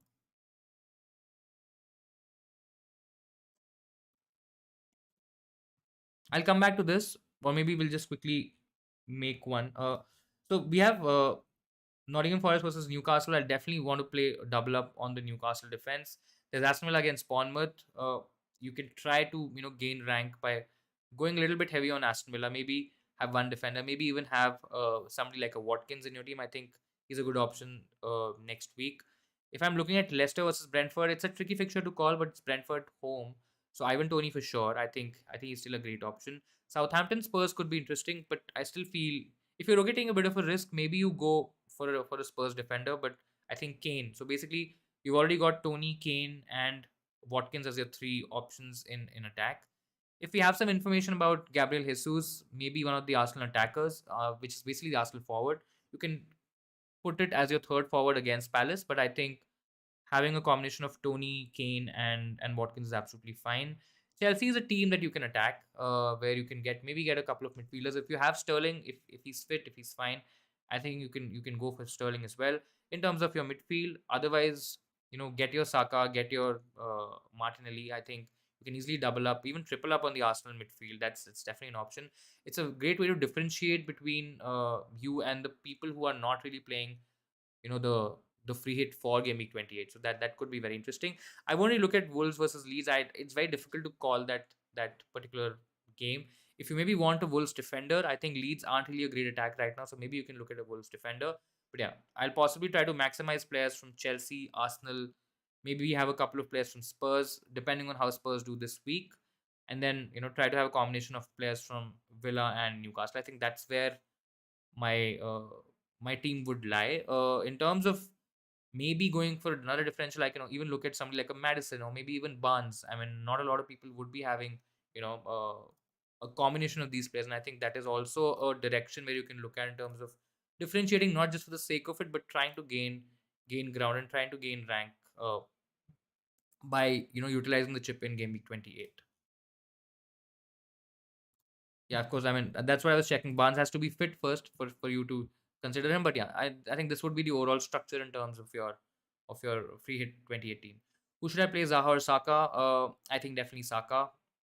Safer option, better attack, in great form. I think it's a decision that doesn't really need a lot of thinking, doesn't need a lot of complication. Yes, Zaha does have a double game week, but it's a very tricky double game week, and there's a high chance that doesn't do anything. So I think Saka is fine. Is it worth doing Madison to Mitoma for a -4 since Mitoma blanks next week? And I don't think so. It's worth doing Madison to Mitoma. Yes, this week you will definitely have some, maybe might face some losses, might face some rank loss because there's a high chance that Mitoma outscores Madison this week. But then that kind of recovers, or some of it would be recovering from, or you will be basically recovering a bit of it next week where Madison does have a fixture and then Mitoma blank. So I don't think so. It's worth a -4. I am captaining March because it's March is absolutely fine. I was absolutely fine. I think I read this somewhere on Twitter if I'm not wrong. Yeah, maybe it was you, maybe it was somebody else. But yeah, that's funny. I primarily करते क्या क्या करते हो? Even I wish to start YouTube for, but फिर सोचता हूँ time नहीं मिलेगा. I mean, so yeah, so YouTube is a lot of commitment. Again, it depends on why you're starting a YouTube channel and why do you want to do YouTube in the first place. It started for me as a hobby. Yeah, I mean, more than a hobby, I think I would say out of passion and love for the game, because I've been a football fan for quite some time. I mean, almost 2 decades now. And I've been a United supporter for all this while. So I have played football till my college, times as well. So I have been kind of associated with football in a lot of ways. I was working in the corporate space. I was in the edtech. I was shuffling between startups. I was in the marketing space across these startups, and wanted to do something different. Wanted to start something of my own, and I think that's where this kind of started and stemmed. I do a lot of other stuff as well, which is my other work, which is consulting stuff. And because I wanted to, not really invest too much time and effort in a job, because I was not really seeing myself there. So I wanted to try something different, and I think that's where we kind of diverged and started this. So this is how the journey started. And yeah, it's been I think it's been a couple of years since Insanely came into picture, and this is where we are. Yeah, so it depends on whether you really want to start it as a hobby and out of passion, or maybe you want to earn out of it. Because if you want to earn out of it, then it's a very different ball game. It's a very different proposition. You have to think differently. You have to act differently. You have to. I mean, the whole mindset has to change. If you are planning to earn from YouTube and make it as your full time income. Yeah. About 20 minutes to go. Please feel free to add any more questions. We'll stick around for 15, 20 more minutes, till the deadline, in fact. And then we'll make a move.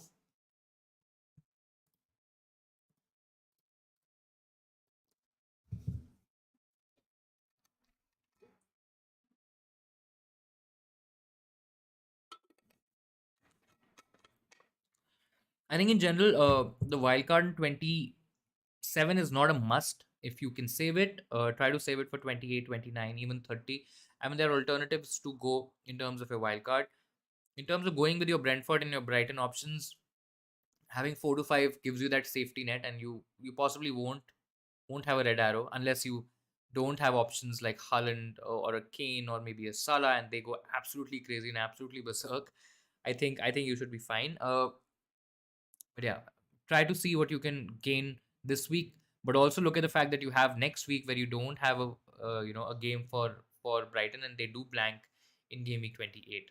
So you'll possibly be having 2 or 3 players who are not playing in game week 28, which might reduce your overall number of players and may not give you a full 11. So do keep that in mind. Do have a strategy in play in terms of what you want to do with 28 and how you can maximize for 29 as well, because 29, this is where the tricky part comes in, right? 28 is a blank, and then 29 is a big double, possibly the biggest double. So even if we take -4s, -8s, I think it's absolutely fine, because at the end of the day we are trying to maximize the gains from the double in 29.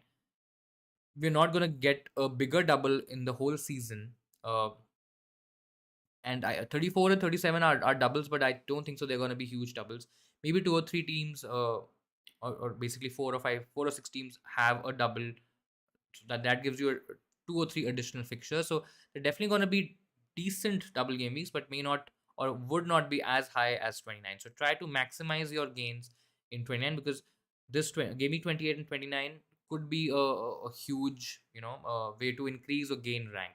And in case if you're competing in your mini leagues, trying to outscore your rivals, etc., I think there are potential alternative strategies. There are differential picks. There are some ways where you can maximize your gains. So try to look into all of that, and I think you should be fine. And yeah, and finally coming to captaincy, I think it's okay to not captain a Brighton or a Brentford player. I think it's absolutely fine. You don't have to do it. I understand the appeal because it's a double game week, and you know you want to get your maximum gains. But I think options like Haaland, I know not a lot of people have the heart to do it, but I think options like Haaland, options like Rashford, maybe even a Salah, I think they're all absolutely fine this week for captaincy as well. I know it's not been spoken enough, and they kind of overlooked in the Twitter community, in the FPL community in general, but I think they're still good options. What's your plan going forward? So for 28, we'll have five blank game week players, which is three Brighton, one Rashford, and one Haaland. I'm thinking of keeping Haaland right now. This is again, these are very early thoughts, and I'm not really penned it down. But it's right now it's Rashford and Haaland, and I'm keeping them. I might even keep March and Mitoma for their attacking double in 29 because the double is still decent. I mean, it's a good set of fixtures for Brighton. It's Brentford and Bournemouth away, so I think it's absolutely okay, especially when I talk about attack. I may do Estupinian to Chilwell next week, which basically gives me a fixture in 28 where I have Chelsea again Everton. I think Chelsea can do well, and Chilwell in particular has the capability to give us attacking returns as well, give us a decent haul. Plus, of course, the additional man and additional fixture in 28. Then I also have Chilwell for 29, so that kind of solves my problem for 29 as well, where I don't have to depend on Estupinian. Though I mean, having Estupinian is still fine, but it just kind of keeps me in a tricky position because I do have Raya and Henry as well. For 29, I think right now what I'm thinking is try to kind of move towards two Arsenal or even one Arsenal. I think that's also a potential option. But yeah, definitely take out one of Saka or Martinelli, depending on again what's happening at that point of time. Taking out one of those options and trying to get in a Man United option, Man United player because the double is good. I think they can do well. It's Newcastle away and Brentford at home. So aren't the easiest set of fixtures, but I think in general for especially in terms of the attack, I may not go for a Luke Shaw. But when I'm thinking about the attackers, I think there is potential and United can score goals. So I can double up with the Fernandes. There is money in the bank, so I can definitely make that move. Otherwise, I can also look at removing Kane. That's also an additional option because Kane is one more player on my bench, and I most likely will be bench boosting in 29. So Kane is another player on my bench who doesn't have a double. And there is Watkins, there is Iheanacho as well. Leicester has decent fixtures. So if I get an inkling by that time, and if I want to cover the Leicester attack because of the fact that maybe I'm not able to get towards a Madison, for example, I can even look towards Iheanacho if we have that information that first of all Iheanacho is starting and getting decent minutes, and of course he's doing well as well because Leicester has to do well for us to be very confident and invest in their attack, which may or may not happen. But yeah, I think these are some early thoughts in terms of what I'm planning to do. Nothing is set in stone. Depends on how we get through 27 first, how we get to 28 then, and then what do we have till 29, and then I think we can take it from there. I can still chop and change a lot and do a few things differently, but right now the only concern that I have is that I have Ryan Henry as well. Raya, I'm okay keeping because there is potential for him to make saves. If Henry doesn't keep a clean sheet, he's nowhere going to be in the bonus points. Yes, there can still be a chance where he gets a creative return, an attacking return, basically. But yeah, maybe a option to move Henry as well. I think moving Henry to a different option is also a play. I could possibly take another hit for it as well. So yeah, I think these are some early thoughts. Martinelli to Mitoma, McAllister, or keep Martinelli. I mean, Martinelli is a fine keep this week. If it's just this week, definitely Mitoma and McAllister have better potential.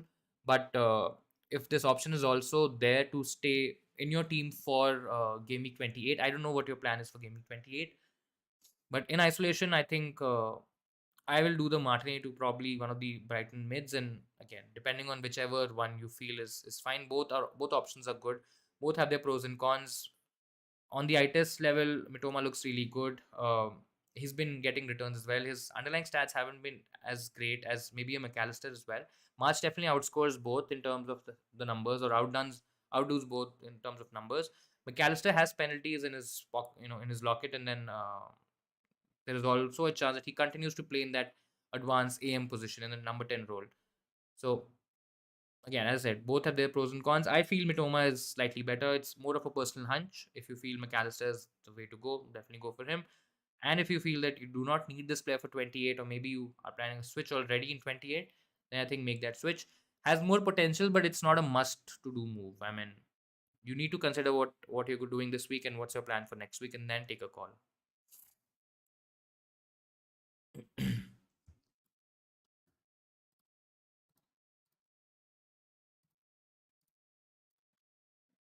It's 15 or 13, 14 more minutes to go. Please feel free to add any questions as I said earlier as well. In case if you don't have any questions, it's also absolutely fine. We can talk about something else as well. Just generally excited about this week. I think this is another week where the variance could be very high. A lot of people have made a lot of different moves, I can say, and are expecting decent results. But let's see what happens.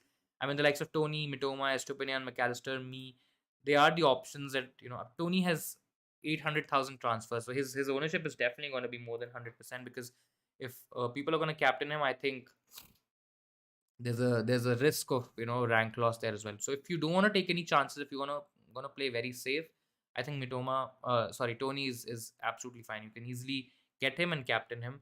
But yeah, I mean, these are the players who dominate the discussion this week. It's Salah, March, Raya, and Gakpo. I mean, people are still buying Gakpo, Darwin, and Salah, which is Salah. I understand, especially on a wild card. If you're wild carding this week, I think you can. There's a strategy to keep Salah this week. Shift him out for a different player next week. Maybe a Madison, maybe a Fernandez. Maybe not Fernandez next week, but in 29, and then chop and change and use those additional funds. But I don't understand why people are getting in Gakpo and Darwin this week. I mean, maybe they're not getting a Salah, and instead of a Salah they're getting one of these two options. I think that only makes sense in this scenario. Otherwise, yeah, I think a lot could be reactionary transfers as well, but they are a lot of moves. I mean, 300,000 people have gone for Salah, almost 200,000 people have gone for Gakpo and Darwin individually. So I think that there are a lot of people, a lot of managers who have actually gone for these players. So interesting to see what the effective ownership is. Well, do let me know what you think about Tony, and what are you thinking in terms of his effective ownership? Do you think it's going to be more than 100%? I think it's definitely going to be more than 100%, considering how many people have moved in for him, considering that he was already very heavily owned. 40% people own him in the game right now, which is massively high, and I think it could be a very interesting week. Let's see if our punt on Mitoma works or not. I think that's also something that I'm looking forward to. First of all, let's pray and hope that the Brighton game, it doesn't get called off, it doesn't get cancelled, because we at least want a fair fight between the Brighton options and Tony in particular, because I mean he's the main threat to all those Brighton picks.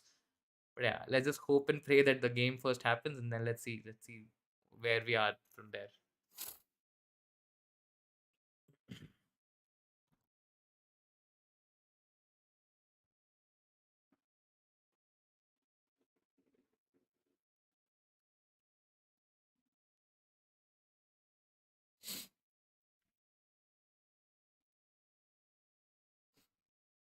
We'll just quickly see Twitter as well, if we have any more information.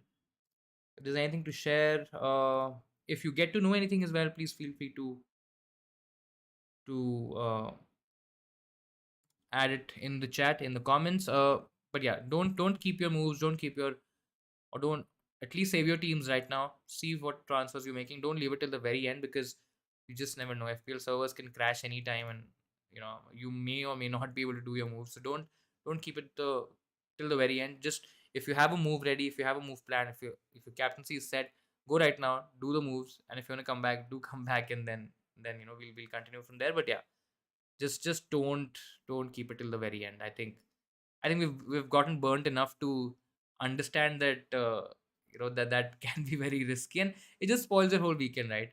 You want to maximize. You've been planning for this whole weekend or FPL game week, and then suddenly you're keeping it till the very end, and those moves don't work out, and you're not able to do it. It just gets very frustrating. It kind of tunes you out from the whole FPL landscape.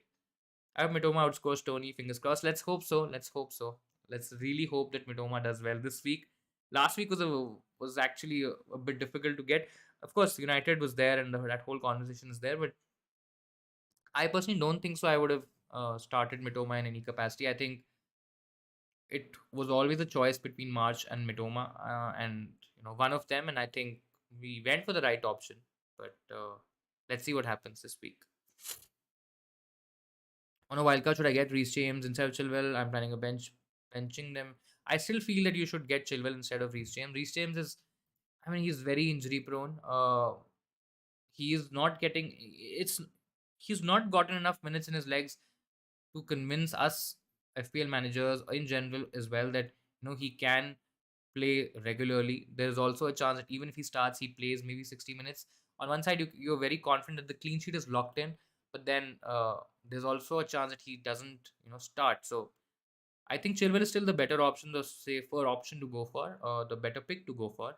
And I think between these two, I don't think so. There's a huge conversation. I think Chilwell looks like the option to go for. Is Tony the safer captaincy pick? That's the question. Uh, yes, he is. He is the safest captaincy option. Because first of all, because the ownership's gonna be sky high. Considering already 800,000 managers have brought him in. His effective ownership. Do let me know what you're thinking about his effective ownership, but I think it's gonna be more than 100% for sure. So in case if you want to go safer, go Tony. Standout option in the Brentford attack is on penalties, has more than 50% goal involvement numbers for Brentford, especially when they are scoring goals. I think if Brentford get anything from attack, any sort of goals, anything, I think Tony is definitely going to be involved. So I think you're not really taking a lot of risk. You're backing yourself by making the logical move, which is going for Tony. And I think Everton Southampton away, I understand that their away games in Brentford away isn't the best team, but Tony in particular has done okay in those away games, and I think irrespective of the result, whether Brentford win or not, I think Tony's still gonna be involved. So I think it's the safe thing to do. Yes, move Thalan on for Tony.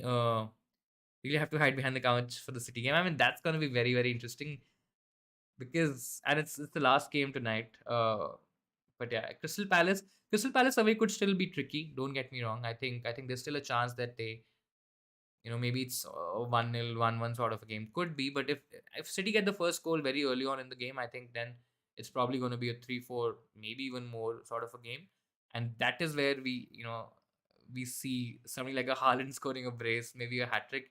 And considering that his ownership is still going to be close to 100%, if not 100, maybe if not more, I still think it's going to be in and around that 100% mark, and I think the rank loss could be massive. Could be massive. Same could be for Kane as well, right? Kane also would be having a very high effective ownership, and if Tottenham go absolutely crazy because of the fact that they've been playing so bad, and maybe now the manager, the owners, everybody in the club is looking for a reaction, looking for a way to bounce back. I mean, they can still do really well against Nottingham Forest, and that's probably my reason of playing Kane ahead of Martinelli. Despite the fact that I'm still very scared that Martinelli is probably going to do something, he's definitely going to start. I don't think so. There's a world or there's a space where I think that Martinelli is going to get benched, and I think yeah, I think it's going to be interesting with all these options. Should I keep Bruno, Mares or Bruno? I think it's time to sell Mares. I don't think so. You need to keep Mares in your team. There's Foden who's taken his place. Even if Foden, doesn't start, there's always a possibility of a change in structure, and maybe Mares starts. But there's this huge question mark, especially with the Champions League now also in play. I don't think so. I mean, there are better options. You can downgrade a Mares to a different Brighton mid. You can go towards Madison. You can move towards. I mean, in your case, you already have Bruno Fernandes, but I mean, there are different directions that you can take. So I think I'll definitely keep Bruno Fernandes. I understand that he blanks in 28. So if you're comfortable keeping him on the bench and having one less player, maybe you have some additional transfer plan already. Not sure. But I think out of the two, I'll definitely, keep Bruno Fernandes because of the fact that he also has a good double in 29 as well. Mares, let's assume that Mares now starts or keeps starting games, right? But there's also this information that we know that he's not going to double in 29, and I think out of the two, I'll definitely keep Bruno. Captain Mitoma, Tony, or Mac. I've said this a few times already in the stream, but yeah, I mean, all three are good options.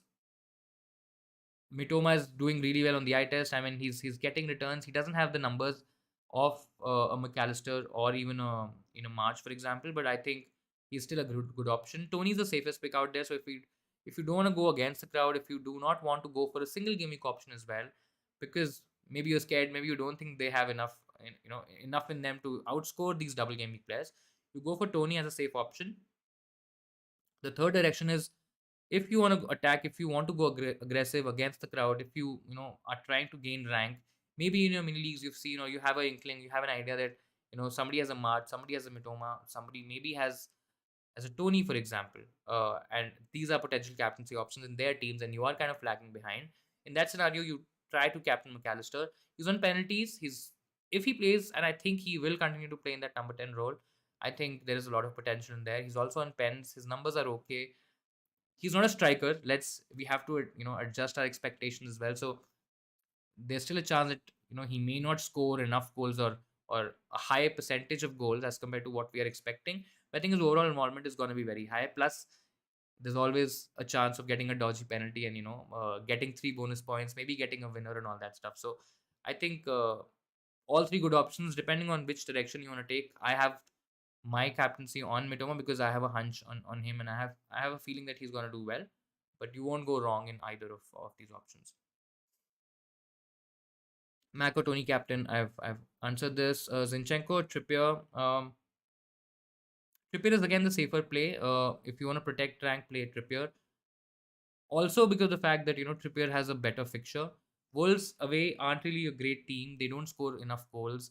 Newcastle at home are a strong defense. Newcastle in general are a decent defense still. Yes, they have regressed in terms of their statistics and they aren't really keeping as many clean sheets as they were early on. But I still think Trippier, with the fact that he has some attacking threat, there's always this possibility of Trippier getting into those bonus points, getting into 2-3 bonus points. If it's a close game, even if it's like a 1-0 sort of a game, a 0-0 sort of a game, there's a high chance that Trippier gets into those bonus points. Fulham, Zinchenko on the other hand is playing Fulham away. It's a home game for Fulham. Fulham are a good attacking side.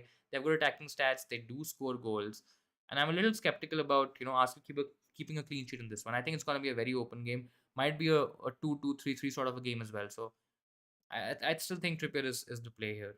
Play Trippier or Shaw. Again, safer option Trippier in case if chase the upside.